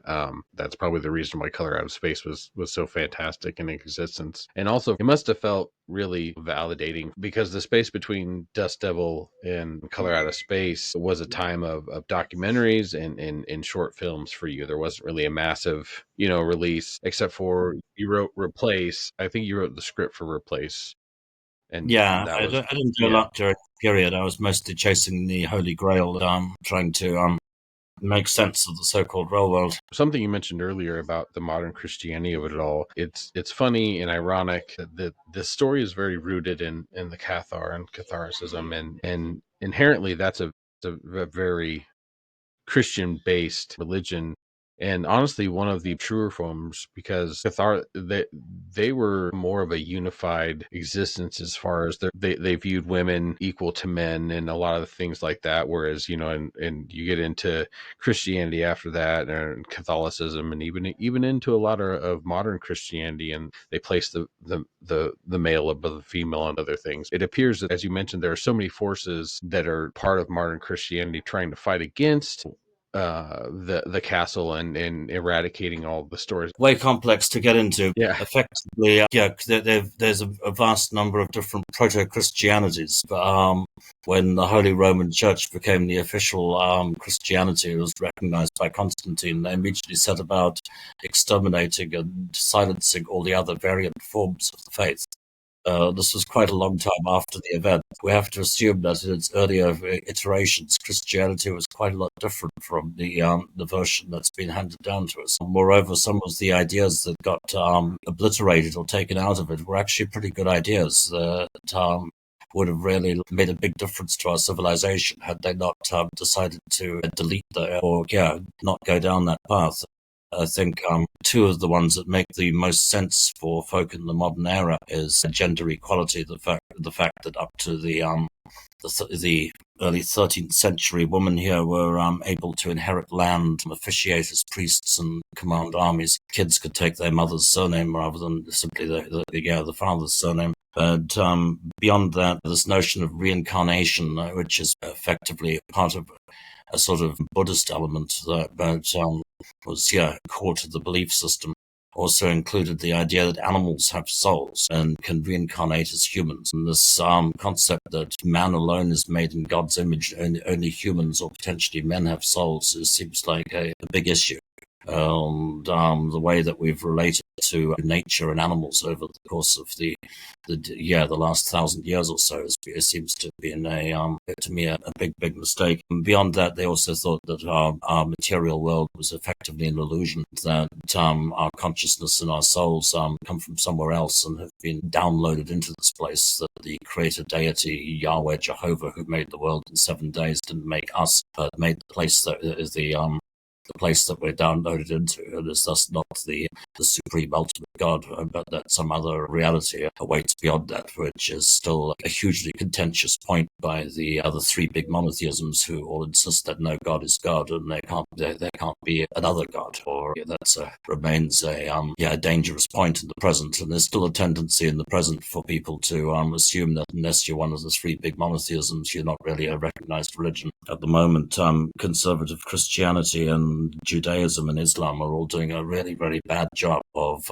making this a better world. 102 specific documentaries on the subject we're currently on. Both of those, outside of it just being about the Grail, or enjoying history, or just like learning about Cathars and Templars, or maybe just being interested in mysticism and the telluric nature of earthly magic. A lot of religious-based people would get a lot out of viewing your documentaries, because underneath everything there is a concept, or at least there's this marriage that I exists and is a more true form of religion. That is the marriage of actual possibility of there being magic within the world, because that, the earth and other things truly hold power within them. At the same time, also merges with the older idealism of Christianity. So to your point of the major religions not doing a really good job right now, I think a melding of Other those two strange things. gods and other strange religions waiting in line. Yes. So at this point in time, I'm really tired of having to even append a gender to God. We've had a lot of trouble down here with different Magdalenians and goddess worshippers over the last few years, because of the way that this has worked with militant feminism. And right now, I'm happier to worship a giant water lizard or a great run through everything. They have to decide whether God has a penis or a vagina. I'm kind of really done with projecting human forms onto the data. I guess Lovecraft does it best with the meteorite in some way, from the point of view that the meteorite has the power to destroy all life on Earth and completely vaporize us, but can also spread life through the universe thanks to the panspermia theory, and possibly seeded the Earth with long-chain DNA from outer space to begin with. So it's got the power to create us or obliterate us, but it's potentially not even conscious. So it's completely unaware of what we're of human beings or even biological life. Lovecraft was kind of coming from a place as almost a materialistic atheist. Intrusions of natural forces. The way it's worked out is I'm personally more comfortable with worshipping Bokrug, the water lizard, from the doom that came to Sarnath, that I am right now about supplicating Yahweh Jehovah, the goddamn creator deity. We'll see how it works out. The thing of it is that it may be true that this Yahweh Jehovah created the world and all that, but if that's the case, then the forces vested against Catharism are pretty much the forces of the Matrix. There's something out there which has tried to make these people cease to exist ever since they came up with the idea. It really, really didn't like what they have to say, and went out of its way to obliterate their language, the culture, and kind of continues to want to airbrush out that little inconvenient bit of history, because I think it really pisses the creator deity off in some way. The Matrix doesn't like that detail of particularly the consolamentum, the right that enabled them to apparently transcend the material world and the cycles of time. That's something that is a big no-no to whatever runs events down here on Earth. You can't step outside of time. It's just my weird luck that I put out the book about Montsegur and the Cathars at precisely the same moment that somebody decided to hit the delete button on the whole thing. I'd love to do a Cathar movie. I'd love to do a fantasy movie. I'd love to do a sword and sorcery movie. I've loved Conan the Barbarian all my life. I've loved King Kong and Ray Housen all my life.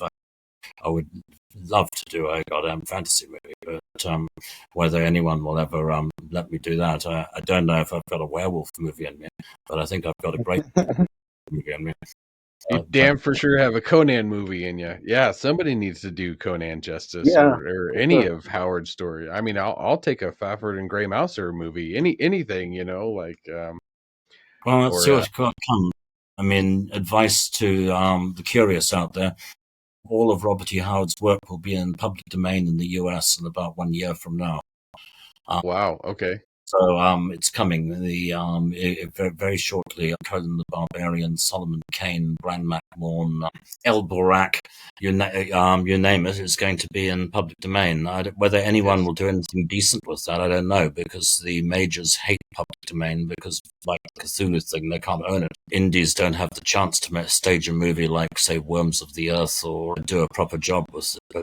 It's going to be there for the taking. I would love for something to kick off, the world of Crom, and him as a deity, and like all the characters within that, Bran McMorn and Conan and Cole, and all those. I would love for there to be a connected universe where we can visit, and it doesn't have to be connected as Disney is trying to make Marvel necessarily, but just have that existence available for filmmakers to not only feel safe, but studios being okay giving them money to make those films. My next question was going to be, Color Out of Space rejuvenated you. It was a testament to you as a filmmaker, and it really said to everybody, Richard Stanley is still fucking here, and he can still make one hell of a movie.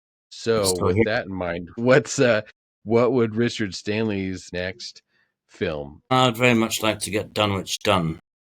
I've been living with Wilbur Whateley and the folk of Dunwich now for years and years and years, and even more so than Island of Dr. Moreau. I would like to actually put Dunwich to bed and do justice to that tale. And we're close to doing so, but it's in that perennial situation of having 2 ball bearings in and 1 out, because it's a big movie. Absolutely. And a big story, and entails going on campus and going to Miskatonic University, going to the restricted documents department and opening the book and getting our hands on the actual Necronomicon, which is something I would obviously dearly love to do. Yes.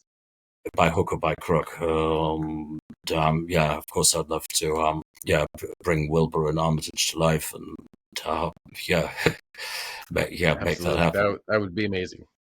I hope that happens for you. I really do. I deeply respect you as a filmmaker, as an artist, as a documentarian. I have not read your book. I plan to do so because for what it sounds like, it sounds like maybe you want to release another one too. So I would love to read. I would love to read those.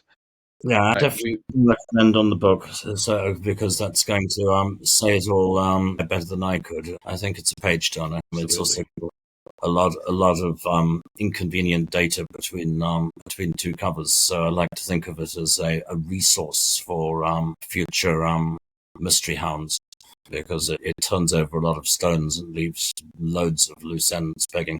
Absolutely. Randy, I feel like I've done nothing but talk and not let you talk. I'm not trying to not let you talk. I know. I love to observe and listen. So we didn't talk about Underwater. I mean, that's Cthulhu. It is. Really? It is. And I actually really like that movie. I like that movie too. I was concerned that her eye makeup didn't run with the water so much, but beyond that, I enjoyed the journey across the ocean floor. It was the most Lovecraftian thing I've anyone's done in a while, and on a decent budget. Not inherently a specific story from Lovecraft, but it was really nice to see Cthulhu in. Right. But it's still not the Lovecraft that Absolutely. Yeah, I honestly, I would love to see your vision of Dunwich Horror. Really, I mean, that has me excited. It's very challenging. At the moment, I think we're going to do it as 2 movies, because the whole would be something would be unworkable. Would require something like 10 million, and it also requires telescoping the events. So it's looking like we're going to do it as 2 feature films, and the first starting from Wilbur's birth to the unfortunate events in the library when he tries to take the Necronomicon, and then the second going to Dunwich and dealing with Wilbur's brother. The current plan, which means we won't really have to bring on Yog-Sothoth until the end of the second movie, because that's a challenge to actually bring on a deity. It's kind of a step beyond where Colour's going, and I'm going to be very conscientious about the conjuration of Yog. And letting Yog-Sothoth have his day, but at the end of the Dunwich Horror, Yog-Sothoth does show up at the end of the story. So this is something, even if I don't get to do anything else with my career, I would like to attempt to bring on God and have a Lovecraftian deity actually show up and say it's a huge and wonderful challenge, and something that we've already spent years thinking about. Of course, that's just the starting place. I mean, that's probably as far as I'd be allowed to go in this lifetime. But in Lovecraftian terms, Yog-Sothoth is the gate. You have to placate Yog first in order to open the gate, so all the others can come beyond Yog-Sothoth. We're all waiting for Cthulhu, and why is there not a great screen Nyarlathotep yet? Because Nyarlathotep really deserves a movie, and is a natural showman, the avatar of chaos. It's sorry, it's awesome to hear somebody that loves Lovecraft mythos so much. Being such a fan myself, it's fantastic to sit here and listen to you talk about this and have a huge knowledge base of everything. So, well, the other thing I want to do with which needs to be broached as well, is that my great ambition with Dunwich, and the desire all along, has been to shoot this thing in New England, to bring the story home, because HPL spends most of his time talking about New England. The fact that we always end up shooting these things in Portugal or San Diego or something seems to do the material an injustice. And it seems to me that Arkham still exists, and there's still enough places in Rhode Island and New England which have not changed. I'm thinking like corners of the Brown campus around the applied mathematics wing, and bits of College Hill, that you can create. You can still find Arkham. You can still photograph. You can still see the things that inspired Lovecraft. I mean, if Butler Memorial Hospital in Providence isn't the real Arkham Asylum, I'd be damned. I mean, that's where both of Lovecraft's parents died, and I'm pretty sure that's the real life equivalent of the place where the Joker's meant to be held. Yeah, little bits of Arkham exist. I'd very much like to conjure it together, to create an Arkham which at a Miskatonic University campus and a Miskatonic University faculty that feels like the real thing, that's actually grounded in New England. And I'd like the Whateleys to actually speak like swamp Yankees and not like Southerners. I think there needs to be a respectful adaptation that actually returns to his roots, and it would be a joy to be able to do that, to be able to achieve that. And I appreciate your passion. I really do. My project would be Frankenstein. Craig knows how I feel about that. I love, when a filmmaker can take that passion project and turn it into something. When I heard Del Toro was going to do Frankenstein, I was worried. I was worried for what we got, and that's not Frankenstein. So, but yeah, if you can do Dunwich Horror, I mean, I'll be there. Yeah, I think it needs to be done for all kinds of reasons. There's a lot I can't tell you about because of different behind-the-scenes shenanigans. Dunwich needs to get done. It needs to happen on College Hill. Yeah, Wilbur needs to get his hands on the book. I also want to reclaim the Necronomicon, because the Necronomicon does need to be repositioned. to some extent, a certain amount of misunderstandings that have come about as a result of the paperback Necronomicon, the so-called Simon Necronomicon, which I guess has led to a modern day schism in the ranks of the OTO of Crowley's followers, so that there's quite a largish number of people who you could call the Typhonian tradition who have run with the ideas in the paperback Necronomicon, who are very insistent that Cthulhu and Typhon and Set are the same thing. But like, not your Frankenstein, I want to get myself a Not by Cthulhu t-shirt. I want to reposition Cthulhu and Lovecraft's old ones and remove them from the Deleuzian Crowleyite good and evil kind of matrix, and reclaim the Necronomicon. So that's a part of the plan on Dunwich, where when we open the book and we get to compare and contrast between the Whately family's copy of the book and the copies that are online and the copies that are in the other universities, it means we're going to have to create quite a large chunk of the book. I would like the magic and the cosmicism to be consistent throughout. So that's going to be a fun thing. It means wading in and having to undo a bunch of preconceptions about the Book of the Mad Arab, which is also by now the key prop in the Evil Dead movies, and set up franchises all over the place. I hope you a get lifelong a dream to do all that. reclaim the Necronomicon. I'd love to create a virtual Necronomicon. That would be awesome. It would be nice to have a book of magic that you could actually walk into. You could do it with Oculus or something. You would need to work in 3 dimensions and have an above, below, and sideways if you're going to be able to change dimensions on the thing. You would also it'd be really fun if the AI would be strong enough to be able to generate different manifestations depending on whether you're getting the magic right. So you wouldn't always get the same manifestation if you could conjure a genuine techno golem like that. I think putting out a proper Dunwich related virtual game would definitely get us probably banned in a few states. I think that would be some direction I'd love to go in. That's awesome. I'm curious what other films or filmmakers do they enjoy? What movies you absolutely love, or what other filmmakers you constantly look forward to, or anything recently that you thought is, really great and, continues to carry the flame for horror and all of its other subgenres. Yeah, I guess I'm turning into a bit of an old fogey because I'm not staying up to date with a lot of the new stuff that's been coming in. So out here in the woodlands, I've been boring into my Blu-ray collection, finding weird old things which in nicer copies these days.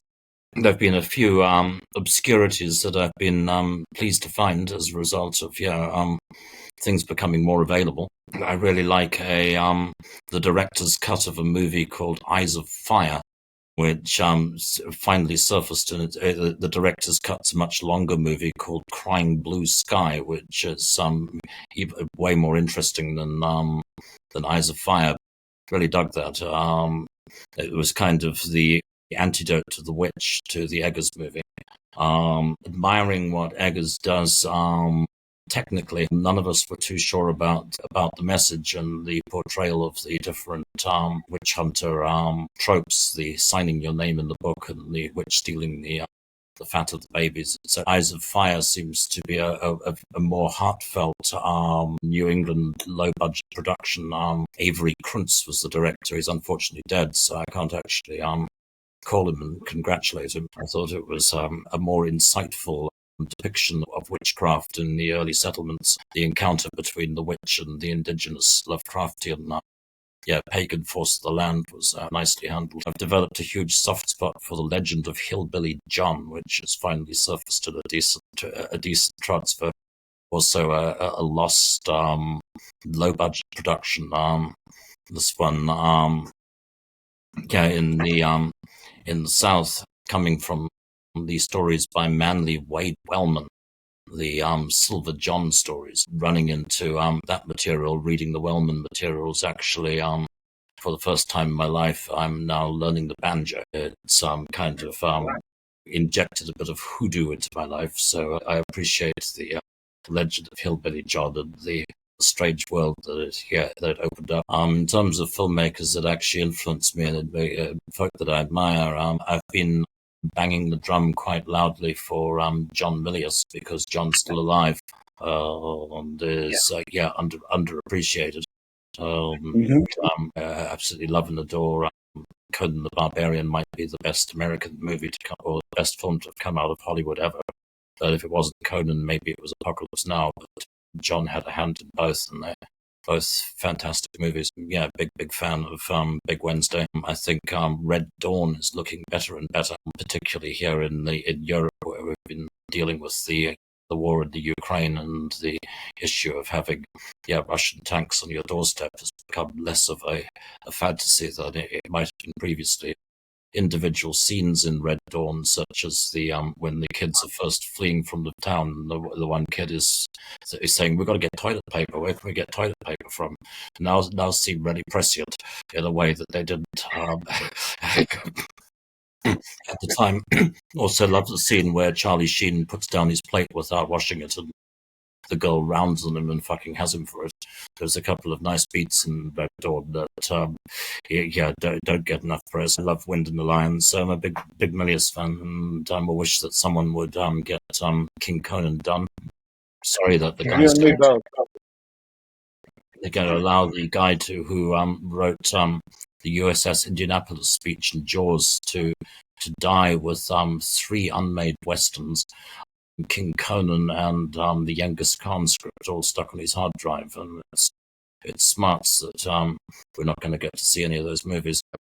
Absolutely. I want to kind of track back over your works here, starting out with Hardware. I love Hardware. If for whatever reason anybody that's watching or listening has not watched Hardware, you should. I'm not sure if it's available on any streaming right now. It does have a DVD and a Blu-ray release that you can find and watch. I highly recommend Hardware. It has a young Dylan McDermott.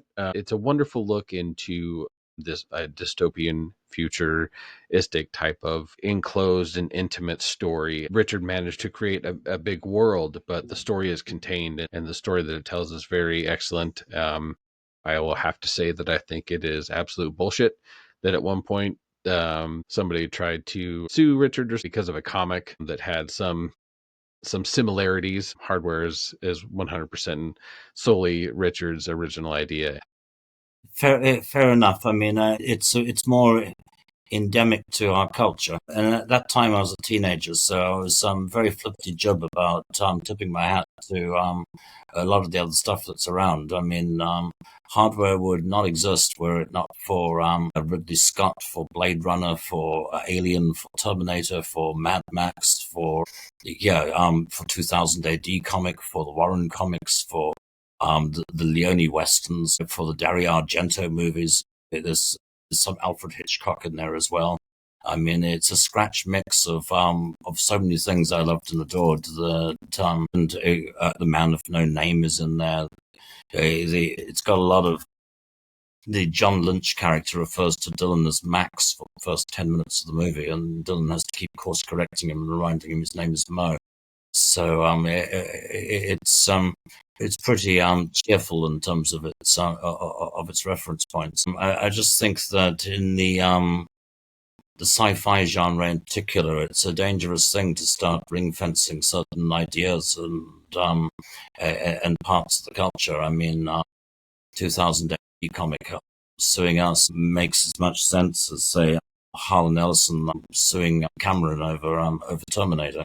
I mean, Cameron probably had seen Outer Limits, and I've certainly read 2000 AD comic, no contest on that. But 2000 AD's Mega City 1 would not have existed were it not for the evolution that had happened via Dan O'Bannon's Long Tomorrow, Blade Runner, and the way that our understanding of future cities developed between, say, Soylent Green and in the present day. Hal Nelson's argument was that, the idea of someone from the future coming back into the past to assassinate the mother or the ancestor of the resistance leader was his idea.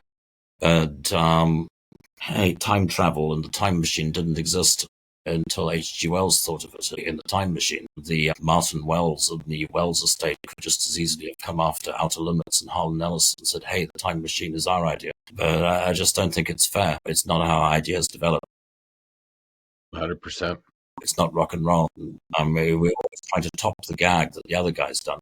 I mean, the droid gets killed in the shower in Hardware because Anthony Perkins kills the girl in the shower in Psycho. So I wanted to top the gag and kill the monster in the shower instead. So a lot of the time we're deliberately doing riffs on other people's movies.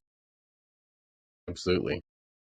We expect the audience to feel a bit of the man of no name at the beginning of Hardware when the guy in the hat and the coat walks in, and it's deliberately relying on some foreknowledge of genre movies amongst the audience. So it's just how it goes. It runs and it runs because obviously the stuff that we do feeds back into the industry in funny ways. I mean, there's the aforementioned issue of Brando and his mini-me on Island of Dr. Moreau, giving us the Austin Powers Dr. Evil character, and with the mini-me and the South Park characters. There's some argument to be had over Hardware's influence on the color scheme in the last Blade Runner.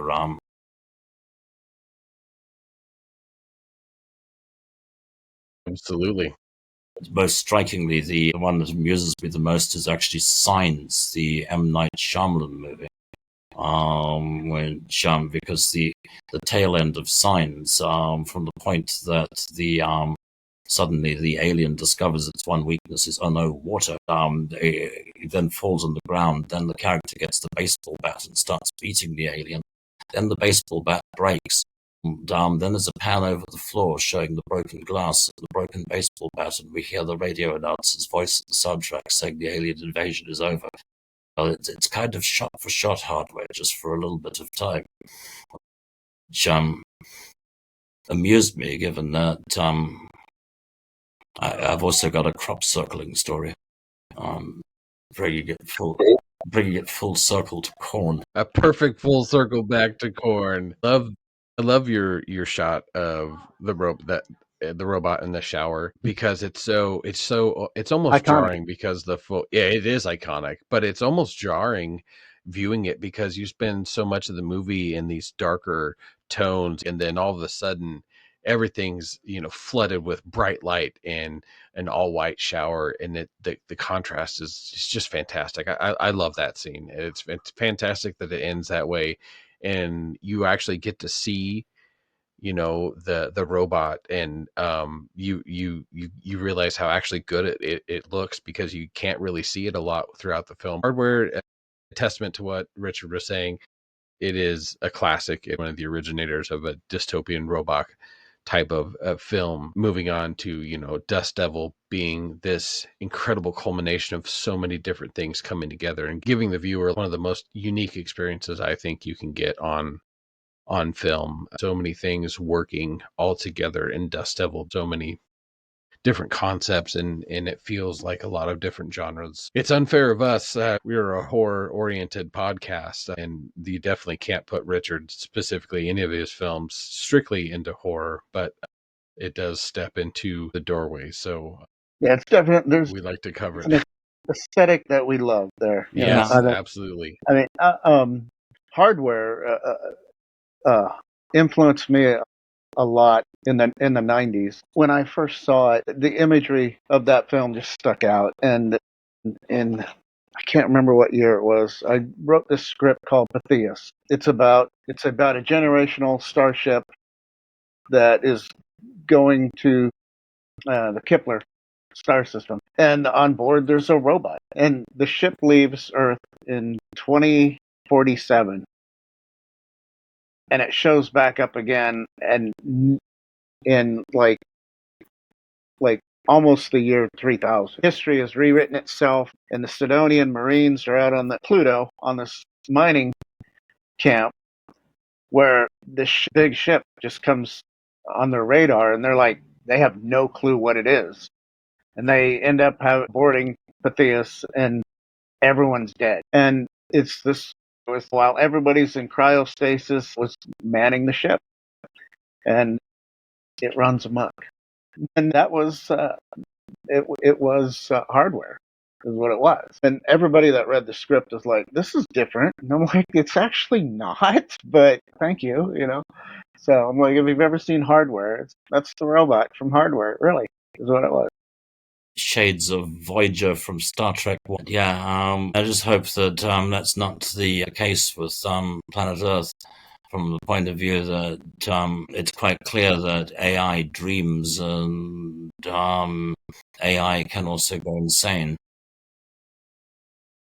Yeah. AI wants to tell us what it thinks we want to hear, and it also it lies and makes things up. It does. I talk to AI all the time, and just to get a feel for it. And I ask it all kinds of questions. I mean, you name it, I've asked AI, I'm sure. Yeah, I think in the modern age, we find ourselves quickly hurtling towards a lot of the dystopian futuresque films that we fell in love with in our younger years. It's kind of scary and dangerous. Yeah, we're not going to love living it, you know? No, definitely not. That's a tricky thing, yeah. As Jules Verne said, if it can be conceived, it can be realized almost the moment that somebody's thought of an idea. If it's a strong enough concept, it starts coming true.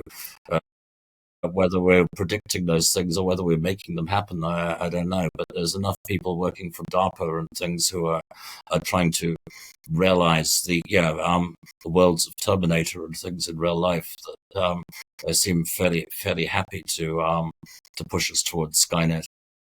Yeah. Oh yeah. Yeah. It's a funny thing. I don't think it'll ever actually happen like it does in the Terminator movies, because there's still quite large tracts of this world which are kind of living in another time period. Our technosphere is quite vulnerable still. I was in Afghanistan. I recall looking at the folk we were with who were up in the mountains, and they all looked like they were out at the time of Conan the Barbarian, or the time of Attila the Hun or Genghis Khan. Super different people. And I remember remarking to the cameraman that it felt like these people are freeze-dried from some earlier epoch.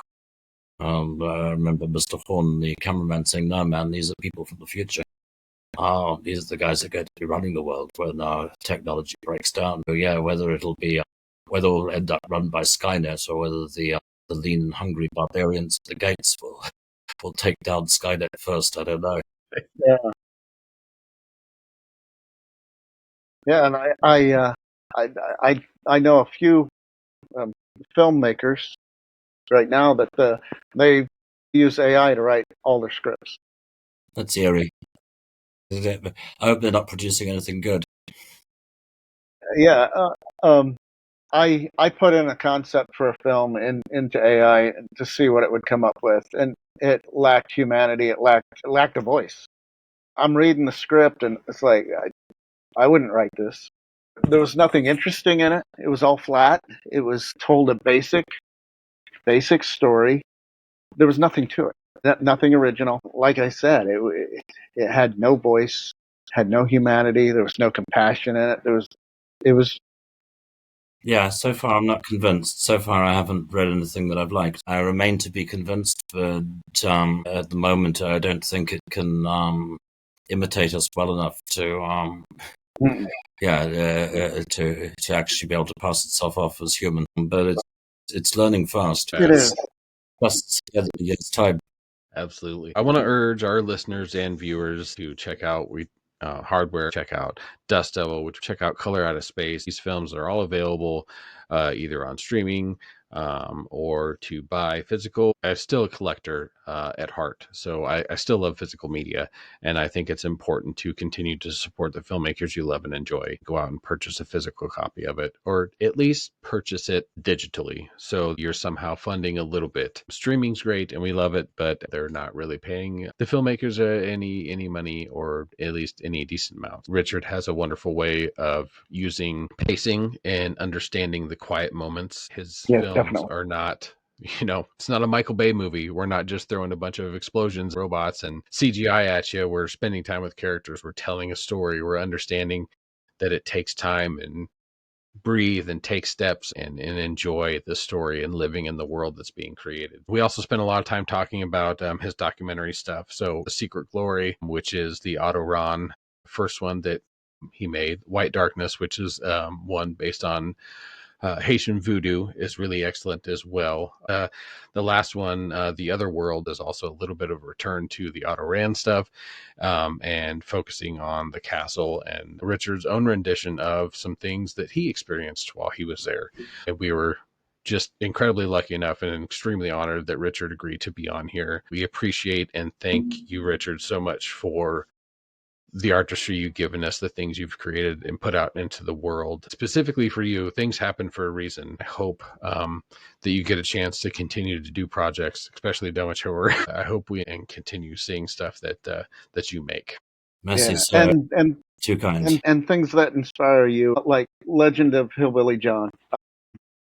I've never seen this, but I've been checking it out, and I'm like, okay, I'm watching this. It's Craig very and I are going to watch low rent, but it's very heartfelt. It's Appalachian, and it features original songs composed by Hoyt Axton, better known to most people as the dad in Gremlins. But the main song, I think, is real good. The Beat the Devil song, I think it deserves a cover. It's a deeply obscure movie, but I think some of the songs are good. At least there's at least one that I'd happily cover out of that movie. It's a crazy little gem, but also the original stories it's based on are super fun because Mandy Wade Wellman was writing about real things. He lived on Yandro Mountain in the Appalachians and was writing about the banjo player who lived next door to him. And it turned me on to the source material, which was, again, all Weird Tales kind of material. I mean, rather than the horror label, I wish I could be a weird filmmaker because, Weird Tales kind of, covers the whole gamut. I liked also the way that in the Warren comics, and in the pulps, you didn't get such a hard line between science fiction and horror, fantasy and comedy, that those things could all kind of blur together so that androids and fairies and things could somehow end up on the same comic book cover. Yeah, it's a genre I'd like to spend more time in. I would love to see some sort of fantasy sword and sorcery-esque type film from Richard. I sure got him. I've seen him in my head. I'm one of those few people who had the opportunity to actually read John Milius's script for Conan the Barbarian and King Conan, and would love to have fucking seen that. The siege of Montsegor, the castle that's at the middle of this whole thing, was a 10-month battle where approximately 250 fighting men held at bay an army of 10,000 for 10 months. And it's another story that we've chiseled around. And Ridley Scott was sniffing around it for a while, and I managed to get 20 minutes of Ridley's time during which he explained to me exactly why no one would ever be able to actually shoot that movie. It would take an Avatar level budget story where the Christians are the bad guys and where all the good people lose. A tricky sell on such a big budget, but boy, would I like to do something with horses, ballistas, crossbows, swords, and just the right modicum of sorcery. It's a world I'd love to get into. I'd love to see anyone do a good job with the main Howard stories. I'd like to see Bran McMahon, the Picts versus the Romans. I would like to see someone pull that off. I'd like to see someone do Solomon Kane justice. Shout out to the Solomon Kane franchise because I really don't like what they did with the existing movie. Solomon's not like some Spanish dispossessed prince. Solomon's James Purfoy. Solomon's a West Country Puritan out of out of Plymouth and out of the West Country. Some 17th century people should not be fighting with broadswords. It's a time of pistols and rapiers. It's just the same deal of Red Sonja. Could we have a faithful adaptation of Shadow of the Vulture? Anyone? Would love to see that. I'd like to see the Siege of Vienna. I would like to see Sonja's first appearance on the battlements with cannons. Very different from the comic book Red Sonja, but I think equally valid. So it would be nice to see someone. I mean, in an ideal world, I wish that I could see like the John Milius adaptation of Shadow of the Vulture by Robert E. Howard. I can only dream. I would love to see any of that, any Howard stuff or any older fantasy level stuff. It would be really cool to see. Yes, absolutely. I would love to see maybe an Elric film from Michael Moorcock's stuff. Any of that stuff. I would. Why has some of Moorcock's material been adapted? He's such a nice man. He doesn't ask for a license. He will license you his work. But why has nobody made any of his books into movies? Because I have no idea. Scads of good material. Yes, amazing material, and a really enthralling. I mean, Elric as a character would attract a lot of people. He's unique. It's he's one of those characters. He has a sword that has its own name and it's magical. These are all things and aspects that people would just eat up and love. It blows my mind we don't have an adaptation somewhere. It's just unbelievable. Something didn't develop right in the fantasy world. I was really hoping it would go that way after Game of Thrones, that maybe that would open the door and allow Me too. people. I was hoping that would more happen. adult-based for fantasy material. Instead, unfortunately, we've had a kind of a moral backlash instead. Yep. Unfortunately. Yeah, which is what took down Conan the Barbarian. Yeah. I'll just have to go back to fantasy films. I love growing up. Sword and the Sorcerer. I love that movie. Arrow had a release of that on Blu-ray. Dragon Slayer. Dragon Slayer. Right, it's still the best. Vermfrax pejorative, still the best screen dragon ever. Yes. So very, very stunned by that dragon. That's a great dragon. It is a great dragon. And that is a dark movie too. And that's a Disney movie. Yes. It's crazy. Yes. That and I will still go back and watch Reign of Fire.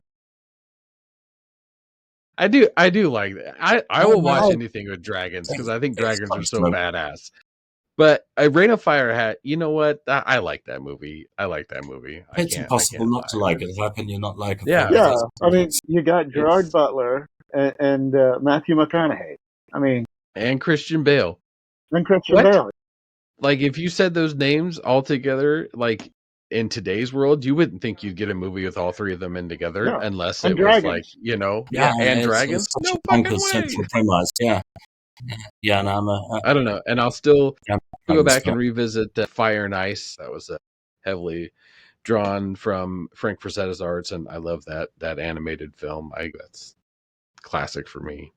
Really, for some reason, my life has been steadily turning into Wizards. The earlier Ralph Bakshi movie. I'm not in the Kingdom of Montagar, but in the Kingdom of Montsegur, which is spelt ever so slightly differently. But we're still kind of under siege by rotoscope Nazis and the Pope and all this live action footage, which is ever incoming. So long as Betty Boop, Eleanor of Montsegur, is still on our side, we can't lose.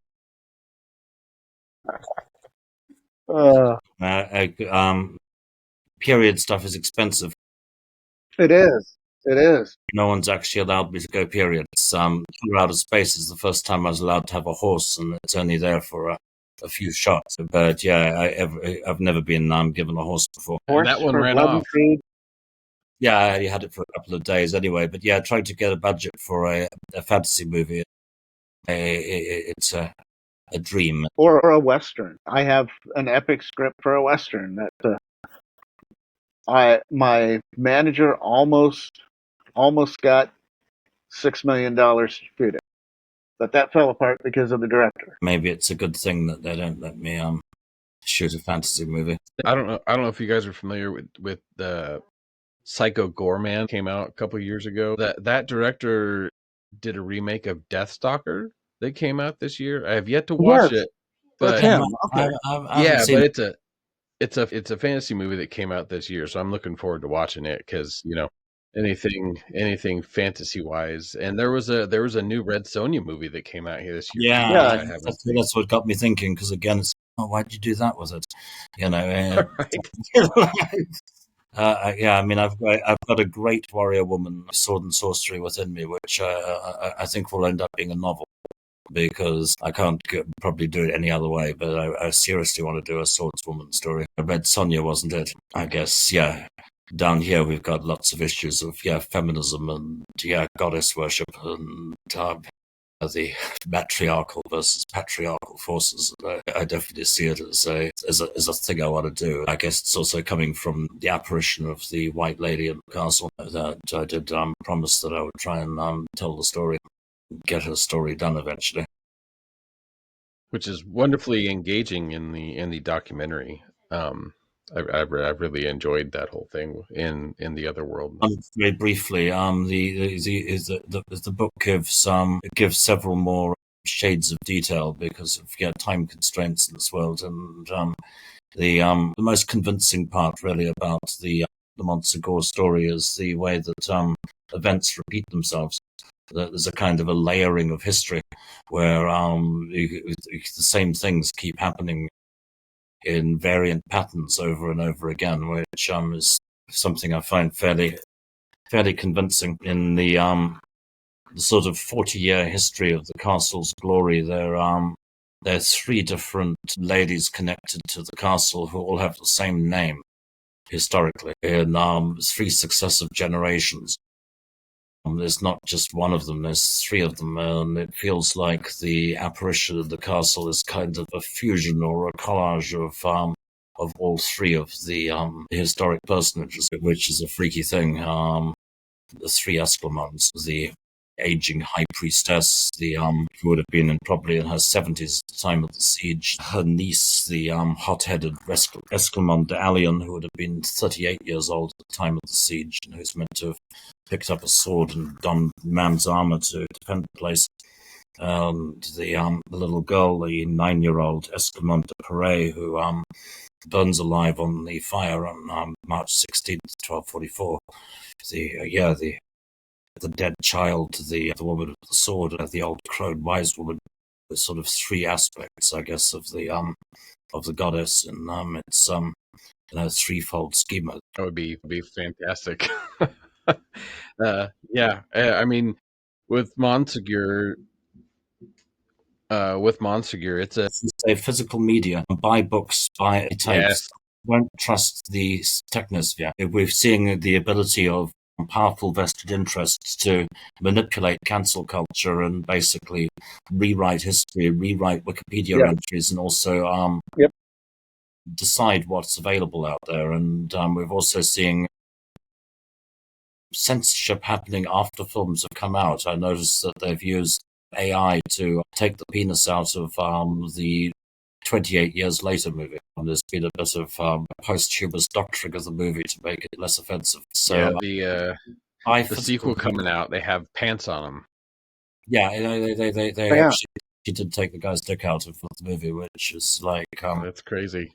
Buy physical media, get copies of things that people can't change when tastes and social mores dictate it, so that it remains the same cut or the same text. And it's probably wise given the way the world's going. Absolutely. Obviously, there's no way to thank you enough for coming on here and talking to us, because it's an absolute gem and a gift to have you on here. Also, to those who are listening and are viewing, we recently had our website go live, so there you can go out to our website and you can check out all of our socials. There's some merch up there now, and be more updates coming. Richard, thank you so much for being with us. It's been an absolute pleasure. All right, Richard. Well, we wish you the best here. Thank you so much. You take care. You too, sir. All right. Thank you.